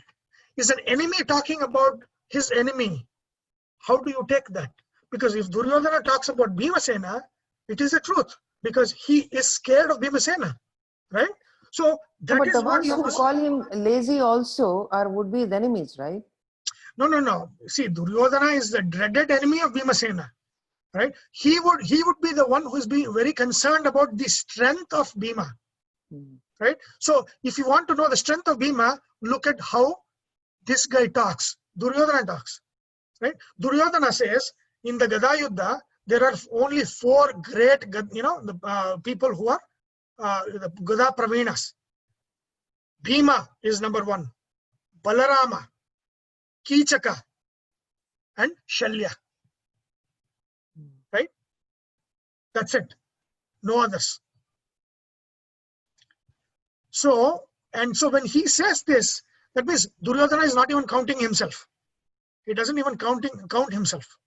Then you might ask, the Gada Yuddha between Bhimasena and Duryodhana went on, so many hours, I don't know, it went on for a long time. And then, he was unable to hit, he was unable to kill him, right? Or injure him. Then how do you understand that if Bhima is such a powerful person, why was he not able to, dominate Duryodhana? Then you look at different characters. Then Bala, right? The Bala, the strength of a person, there is something called as Naija Bala, Vara Bala, Astra Bala. Different balas. That means a person's strength, natural strength. That means without weapons, without any boons and blessings, without anything, how strong a person is. That is called as the Naija Bala. That means that's the real strength of the person. Okay. Varabala. Varabala is the strength one has acquired through blessings. Duryodhana had a lot of Varabalas. Remember, Gandhari had given him Varabala. That means that he has diamond-like strength in the upper body that nothing can crush. So that was the Varabala. Okay. Then Astra Bala. For example, Karna has the Astra, Shakti Astra, or on a different Astras. So his power is based on the weapons that he carried. The weapons make him. Arjuna also? Arjuna, Naija Bala. Arjuna is Naija Bala. Arjuna also has Astra Bala, right? No, Astra Bala, but even without Astra, he has Naija Bala. See, he does not use Astras. If you look at the Virata kingdom, when Virata is attacked, every encounter that Arjuna has with the Kauravas, he always won. You look at whole of Mahabharata, Arjuna has always won. Without Astras? Without Astra Bala? There is no Astra Bala required. Only when during the Virata, he defeats them and instead he says, I don't want to kill them, I'll put all of them to sleep. He puts them to sleep. So he uses the Sammohana Astra. But other than that, Arjuna has Naija Bala. Bhima has Naija Bala. Of course, Bhima's fighting was always bare hands. Right. He didn't even take Gada. He took just with bare hands, he went and fought. Right? That is called Naija Bala. So now Bhima is not mentioned that he has Astra Bala anywhere that I have read. Yes. Bhima is always Naija Bala. That's now, amazing. if you look at then you take this one and analyze Mahabharata. Then you look at, okay, Bhima and Duryodhana's fight went on for a long time. Of course, Mahabharata itself says Duryodhana is Kali Avatara. So Kali and Prana are fighting, right? Why is Prana, who is he's like the life of the world, unable to destroy Kali, right? So then you'll say, okay, if it was just the Naija Bala, Duryodhana could have been killed very easily because it was Varabala. He had many Varabalas. Duryodhana had many Varabalas. Bhima had to put more effort to kill him. No, but he had to hit below the navel. No, he does not actually hit below the navel. When he hits, Duryodhana actually bends. If you look at the Mahabharata, Duryodhana bends and the mace hits the hip when he bends. Bhima does not actually aim for the thigh. It is actually Duryodhana that bends when Bhima does a mace blow, and then that falls on the hip. Right? But what is that? The Krishna kind of hints to him to hit below the navel, and then he hits and all that. Right? It's Krishna. No. Krishna shows him that. He says, his tear apart. His weak point is there. Hmm. But Bhima does not aim at that weak point. So this is how you analyze, right? It is not like you get a Mahabharata book and read Mahabharata and you are an expert in Mahabharata. These are all the important things, right? Who is seeing? And like, for example, in the Linga Purana, is that Vishnu saying that? No. It is somebody, a third observer, that is looking at and saying this. So it is a Darshana Bhasha. It might also be a Guhya Bhasha. Some secret might be encoded. So it cannot be taken as a Samadhi Bhasha, as a truth in itself. Where is it mentioned that there are these three kinds of bhashas? Where is it mentioned? This is in the Mahabharata Tatparya Nirnaya. Okay. Right? So that is how you have to analyze. this opens up a fantastic, because see, until now, people thought you open a book and you read, everything in that book is as it is. Now this opens up and says, no, if Vyasa is saying this, it's as it is. If some other character is saying this as it is seen, then it is different. And that is the reason why it contradicts, right? Three people can see the same thing and contradict each other. No, but the corruption can happen in any of the bhashas. Of course, I'm not talking about the corruption. I'm talking about the non-corrupt portion. For example, let's take Bhagavata itself. There are contradictions in Bhagavata itself. How to analyze? If you look at Bhagavata Tatparya Nirnaya, that is how the analysis is done. The analysis is done based on what bhasha is it, who is seeing. So it is actually, when there is a contradiction, it is two people seeing the same thing that contradicts. So that becomes a contradiction because of darshana bhasha. So then you determine what is the samadhi bhasha. This is an amazing analysis. I mean, this is how you analyze the text, right? This is hermeneutics. And this is how the Purva Mimamsa, all of those techniques and tools, these are all the things that is required, right? So this is how. Sunil, for question on that. So you mentioned Skanda Purana, right? So a question that I have is, Skanda Purana in the recent times, I mean, in the last few hundred years, has been talked about a lot. Is there a specific reason? You said there are many versions of Skanda Purana and all of them.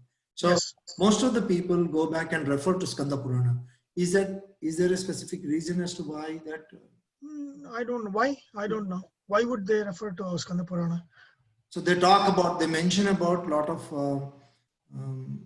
things attributing to Skanda Purana. No, Skanda Purana, because of Skanda Purana, I think there is a part of Skanda Purana that has a lot of vratas. So the vrata stories or the methods of doing vratas, they are mentioned in the Skanda Purana. And so whenever you do certain vratas, you go back to the Skanda Purana for the vidhi, how to do the different vratas. But other than that, there's all Puranas are the same in that sense. In terms of the context and the stories, Skanda Purana has got, they refer to a lot of stories. It's a huge Purana. It's a big one. It's a very big one.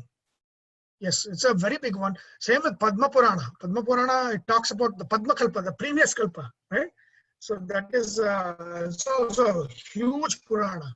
But again, because of the different corruptions, it's very, very difficult to determine which one is the actual Vyasa created and which one is not. Again, these were not Vyasa composed. These were Vyasa edited. Vyasa composed is Bhagavata, but other Puranas are Vyasa edited. That it came from the previous age, and then his students. Vyasa told to his Suta, the Romaharshana. Romaharshana was the one who was in charge of Puranas. So he was the one. In all Puranic stories, you will see Romaharshana roaming around. Roaming around. Again, the name itself is beautiful, right? Romaharshana. It's beautiful. Hair raising, right? Hair raising. It means hair raising. Suta Puranika. So their job was to go from place to place, tell these stories to people, and to assembly of sages, and that was their job. That is how, for ages, these Puranas have been alive. What is this Bhavishya Purana? Bhavishya Purana is also one of the Puranas. But it's also, you're saying, could be a corrupted one. It is very corrupted. I have Bhavishya Purana with me in my house. It is so corrupted that they have English words also in it. Yeah. So, the Bhavishya Purana, because it says Bhavishya Purana, that it talks about the future, what is coming, and all of those things, right? And, they say English, they talk about English language, that how the Sanskrit words became English words or something like that. Phalguna Masa became February. Those things are there. I mean, which but even then, it's actually quite old, even though it's corrupted. Not those parts. See, remember, these Puranas are written and rewritten. These are copied, right? So the Purana itself is old, but the matter in it is not. It is corrupted. New things are added in different ages. So you cannot.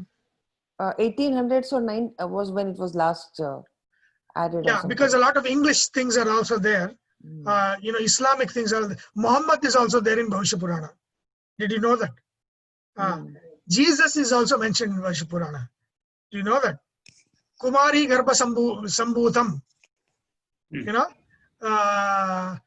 His name is what is it called? Yesu or Yeshu or something is there. Kumari Garbha Sambhutam.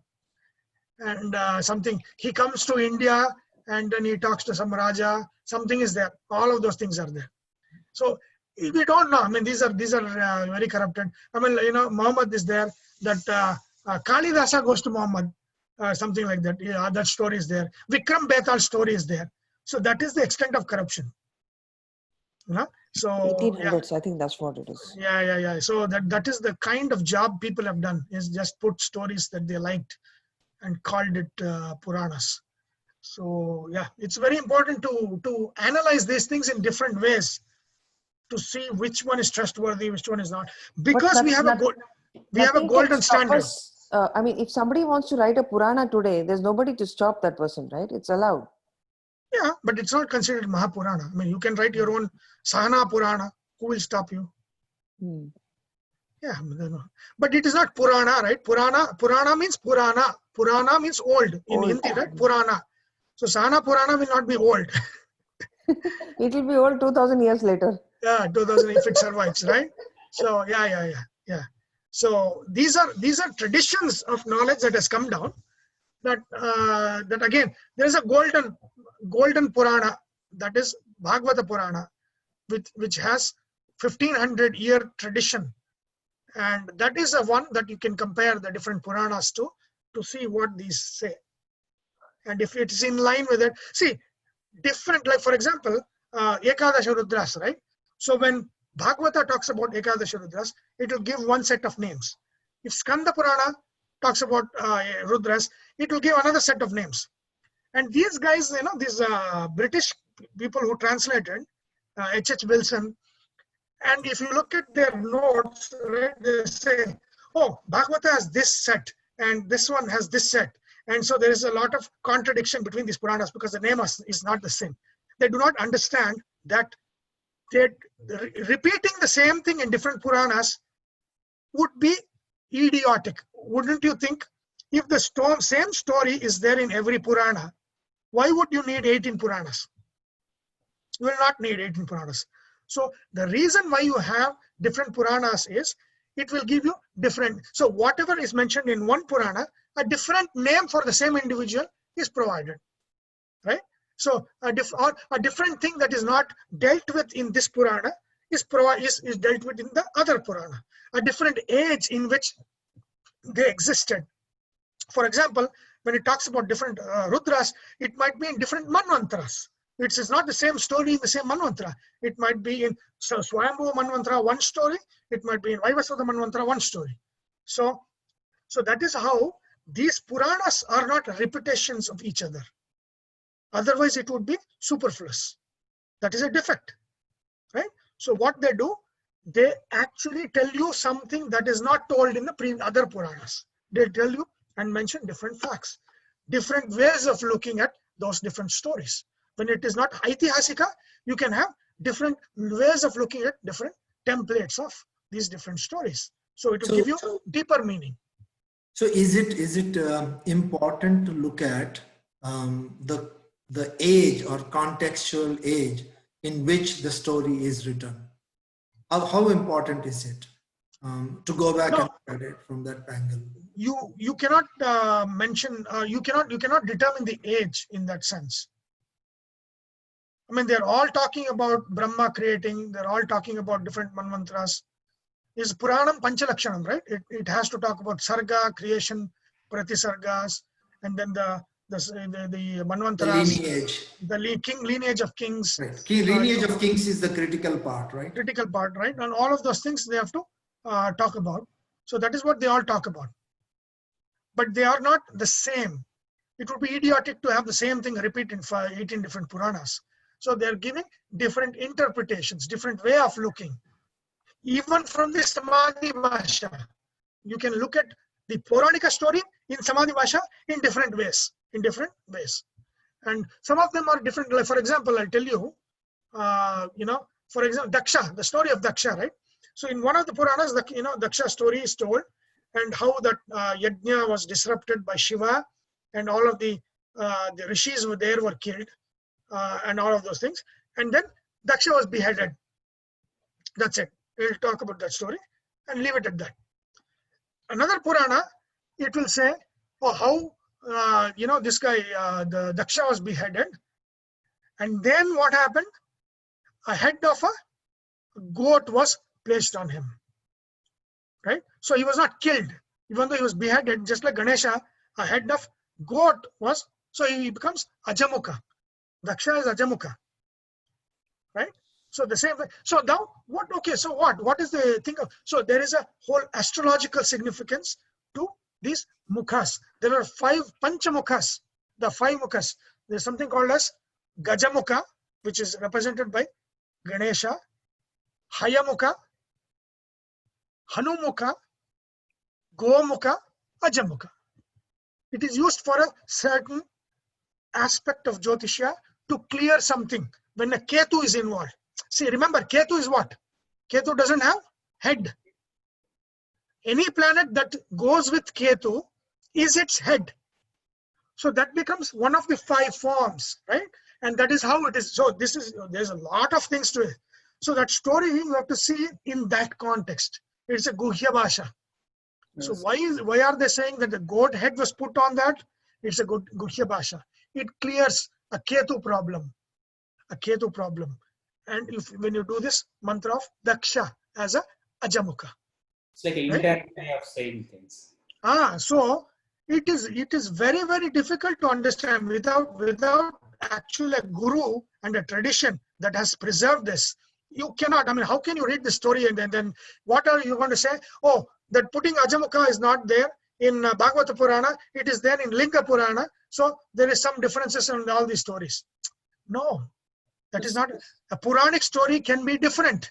Even for Vinayaka, Ganesha, they cut the head and put the elephant thing. Yeah, it is Ketu, right? He rules Ketu. Why does he rule Ketu? That's exactly the story. Because he lost his head, right? And Ketu is the Karaka of errors. Yeah, mindlessness. When we make mindless mistakes, who is taking in charge of us? Who is in charge of us? Ketu is. So these 5 forms of mukhas will stop us from making mindless mistakes. Right? So there is an application for that. So these are all the things that is written in Guhya Bhashas, that without a guru, without a tradition, you will not know anything. It is very easy to say this story is different from that story. Therefore, that is a hermeneutic kind of analysis of West. It doesn't work in India. It doesn't work in India because the tradition itself says the stories should not repeat. Something new or novelty should be introduced whenever a new, a story repeats. It should repeat with a novelty. It should talk about a new angle that was unexplored in the previous story. That is why you will see the same stories in different Puranas in different ways, sometimes with different names. Then you know that person has different names.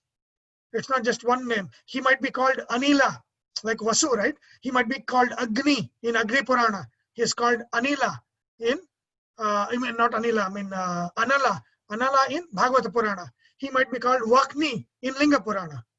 So that is 3 names, right? It is the same person, but 3 names for that person. So that all these subtle differences and things, all of those things are there. So one should not just read a book and say that, oh, this story is not in this one, and therefore that is the kindergarten analysis, right? You need to rise above to a graduate and postdoc analysis. So this is how it is analyzed.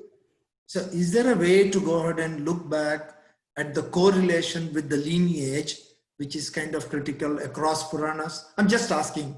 Maybe it's a dumb question, but No, you can. I mean, the Puranas, are kept by different families. But right now we don't know, right? We don't know which family, we know the Sutas and Right. from in the Roma Harshana lineage, they were the keepers of Puranas. right. But then what happened? I don't know, right? And then, we don't know what happened. So what was your question? Are you asking about whether chronologies can be established with the Puranas?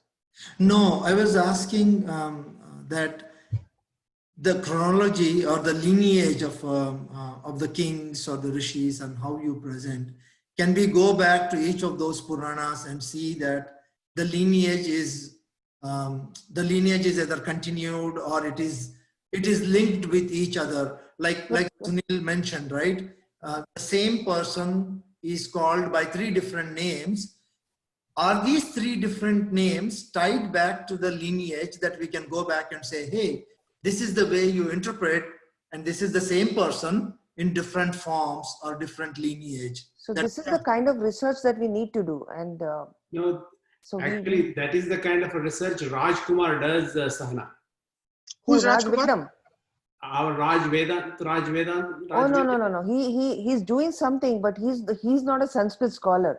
So No, Raj Vedam is a very close friend of Sahana. Yeah, I mean he's Yeah, that's what he no. This does is being that done by kind of work. Puranic scholars. Yeah.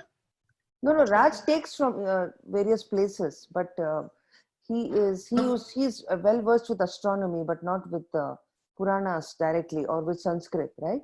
So Yeah, I was talking to somebody, and that was one of the questions I had many years ago when I was talking to. Yeah, like for example, see, Agni Purana, for example, right, is told by Agni to Vasishtha. So then you can go and look at, okay, all of the Puranas that has reference to Vasishtha. What does Vasishtha say in these? Is there similarity in those? That's a big thing that has to be undertaken. It's a huge project to undertake that. No, but people have done it. It's not like, Pandit Kota Venkatachalam, and there are many scholars who have been doing it. They might have done it, yeah. And they've done partially, or they've written many books on it. So as an organization, we are trying to put it all to get these scholars together and work together. So whoever is interested, please let me know, and I'll put you in our platform, because all these discussions are going on there. Yeah. So I mean, this is like an ocean, and we are starting with one drop of water, which is where we have to start. I mean, there is, you have to start somewhere. Someplace, right? Yeah, you have to start someplace. But what I have given you is an outline of what is out there, how it has to be understood, right? So do not have a knee-jerk reaction to things, right? That is not. And when I'm saying something, I have analyzed it and I've looked at these things, and not just out of this one. I'm just saying this. I have analyzed these things. Again, that's a drop of water in the ocean. Oh, that's true. And when I say something, it means that there is something behind it, and not off the cuff remark that I made ignorantly. No, but again, there is so many there that you have to analyze. That it's not one person's job. It's a generations of people that needs to analyze this, and they better do it, because we've lost so many things already. And at least something is available now, but even that might go away. We never know. And that was what Professor Mukund was telling in your house. Mukund, right? I mean, he came to your house. Mukund, yes. Yeah.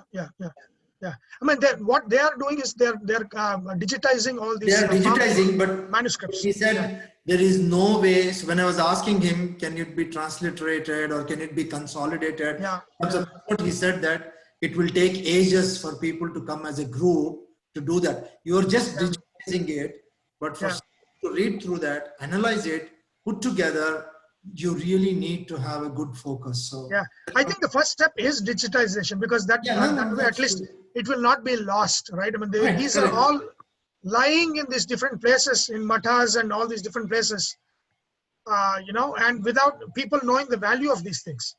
Right. And at least digitize it. I believe there are, if I remember right, I don't know who said this, about 4 million manuscripts that still are 4 million manuscripts compared to Greek manuscripts 10,000. Indian manuscripts that is still untranslated is, this is untranslated. 4 million is untranslated. And the whole corpus of Greek literature, I believe, is 10,000 manuscripts. People are having in their houses also, some of them, right? If you read the work being done by Mohit Bharadwaj, right? He went and scanned so many. When Mukund, Dr. Mukund came here, I think he's mentioning that one of the manuscripts, original manuscripts, that is, that in Rishikesh Tirtha copied when Madhva was dictating, was lying in, I don't know, Bhalimar Mata or some Mata in Udupi, where they were storing a papaya or something. They were storing some grains. Something there.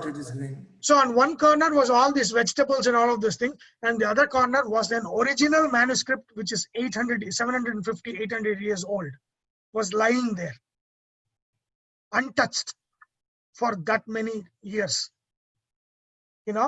So if they can do that for the original manuscript, what would happen to other things, right? I mean, that's a state. No, but there's the other thing also. One is, of course, neglect of manuscripts, but also that because we were colonized, we also started looking down on all these things, and we were degrading our own works. So, for example, Kota Venkatachalam's valuable works, if you read his books, so much of data there, all this was devalued when the colonial historians took over, right? And they said that all this is rubbish. Puranas are not reliable. Any date you get from Puranas and any lineage is all nonsense. So then we ourselves started negating it and then just going by archaeological finding, this and that, right? So archaeological finding is very important, but yeah, the Puranic findings, depending on which Purana it is from. Remember, Puranas are also corrupted, so you cannot. They are corrupted. Similarly, archaeology is also corrupted. There's a whole argument there. Correct. Archaeology also, not more than 5% we have dug, and we'll never be able to dig everything. We can't dig up the whole of India. Right. Yeah, that's true. So you also have to rely on this kind of evidence, the literary evidence. Right. So they try to rubbish everything. Purana is nonsense.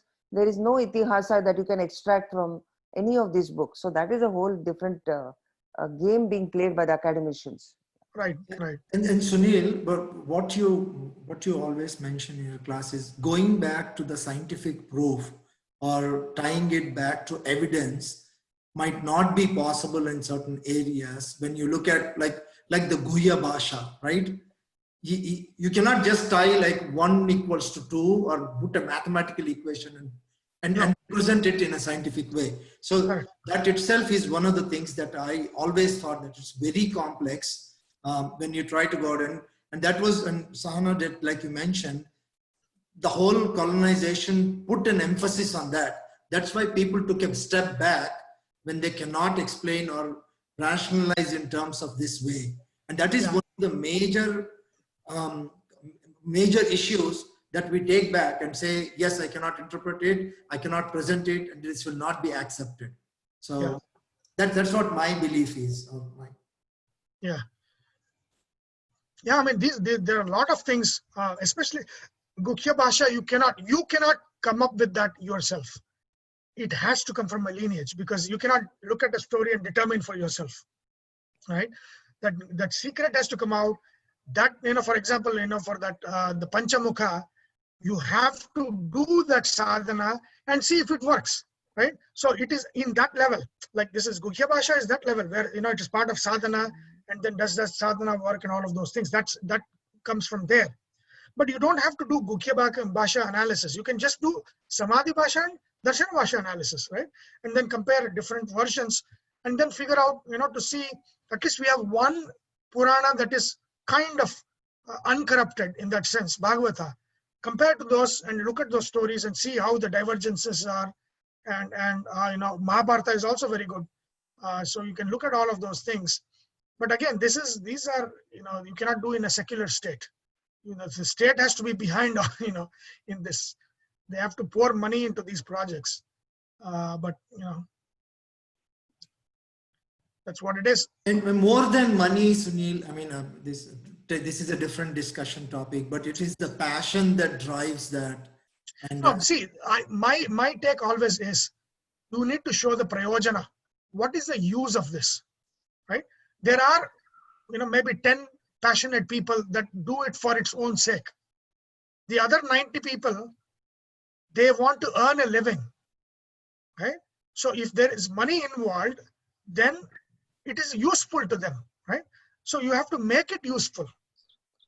Without making it useful, you cannot have actual involvement and passion of people. Maybe very minuscule number of people will do it for its own sake, right? So that's why in all of the in the Brahma Sutras, each sutra, there's a prayojana to it. What is the use of that? Without use, there is no, it's nishprayojaka. That means it's not worth doing. The whole of Vedanta starts, says that. If there is no use for something, it is not worth doing. That's what it says. So you have to have a prayojana associated with any karya, anything that has to be done. If there is no prayojana, then you cannot get people involved in it. You have to get something, some prayojana from it. Anyway, I think we've already crossed to 110. Okay, and we were just doing 1/4, one pada of that 25th verse about yajnanam japa yajnosmi. That led us into all of this.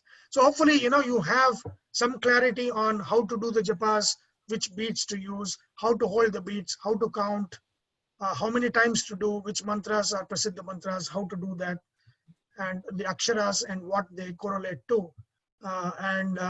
I would say japa, mantra japa is a very powerful tool.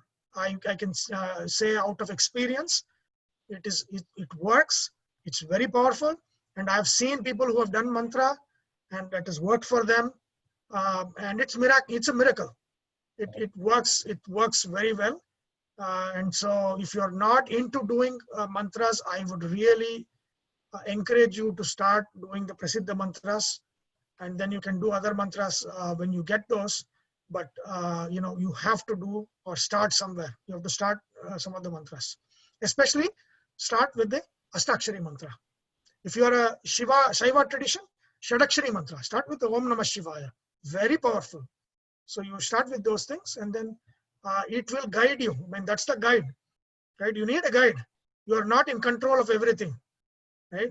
So you illusion of control. Yeah, it is. We need a guide, right? Even when I'm teaching here, so that I am on the right track, I need guidance, right? That's why do I invoke Veda Vyasa with the Navakshari mantra? Because he needs to sit as my guide. Why do I invoke Brihaspati through Brihaspati Gayatri? So he needs to sit as a guide. So it is very important to have a guide and a guidance so you can proceed in the right path. Otherwise, all this vakri will come. Why shouldn't I do this?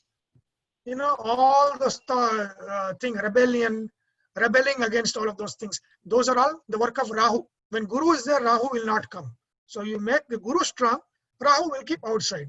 You're not going to rebel just because you have to rebel. Okay? So those are all important things. When you rebel against something, why should I do all this? Think that Rahu is sitting on your head. That is why you rebel. Right? So Smiling. Huh? Sahana smiling. She's thinking, she's rebel. Yeah. Anyway, so let us continue the rest of the slokas, the rest of this sloka in the next class and 26th. It's fantastic, like I've started to put this Ashwata tree, and then we'll talk about Airavata, we'll talk about Uchchaishravas, and all of those. They refer to the game of chess, how chess is there in that. We'll talk about that. Chess came from India. I mean, most of you already know it, I think. So it talks about the Chaduranga Bala. So what is the Chaduranga Bala? The Ashwa Bala, the Gaja Bala, and all of those things we'll see there. Okay? Beautiful. Any question before we stop? It was very, very good. Thank you. Learning. So no questions. So if there's one thing you need to learn from this class, please no knee-jerk reaction.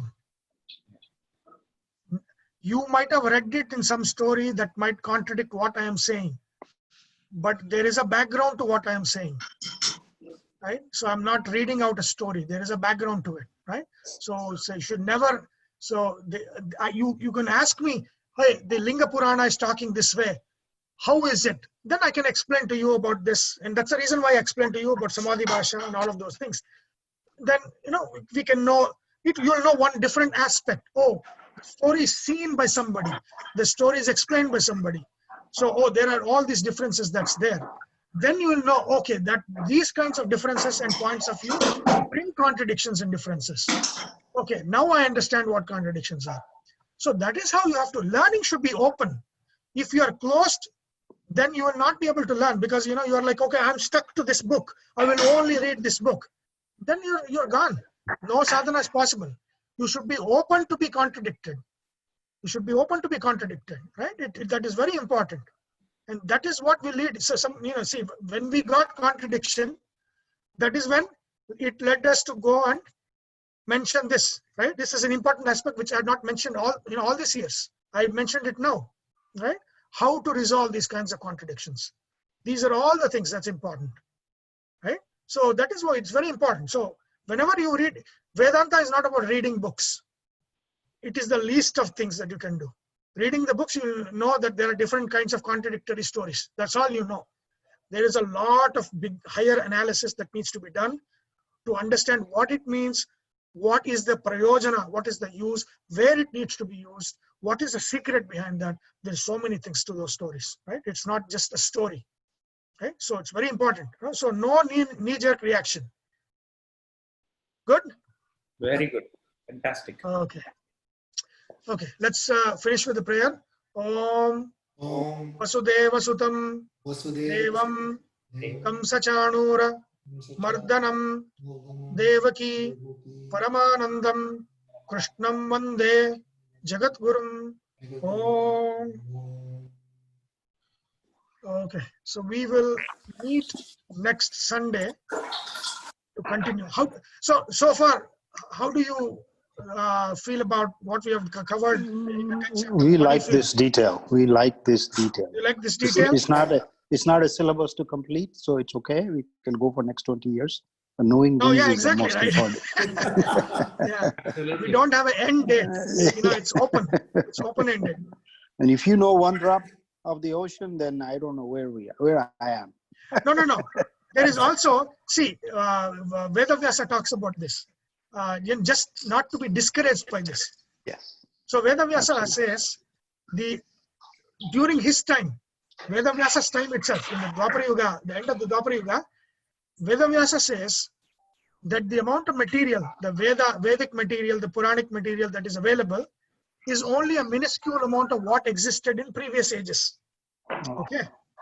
So in one of the sutras, hey, can somebody mute, please? So then he says, if that is true, then how do you know that the conclusion that we get from the minuscule matter matches the conclusion we could have derived from the whole of corpus, the whole available material? It might contradict, right? If you know a little bit, the judgment made through a fraction of a thing might be contradicted when you know much more. Wouldn't that possibility exist? Is one of the questions that Vedavyasa asks. I mean, amazing question. Then he says, the conclusion that you get from the material that exists today is the same you would get from the whole materials that is now lost. It is going to be the same. Therefore, it doesn't matter. So in our case, a drop of water, knowing a drop of water is like knowing an ocean. It need not discourage us. This is all we will know. This is all we will know. But Vedavyasa said, if you know the drop of water correctly, it is as if you know the ocean. Don't be discouraged, right? So it's very important to know this. Anyway. That's very encouraging, sir. Yeah. Very Vedavyasa, because this is a natural thing that comes up. If what we have is a minuscule, then will the conclusion of this be contradicted if we find some lost material? Vyasa says, no, it will not.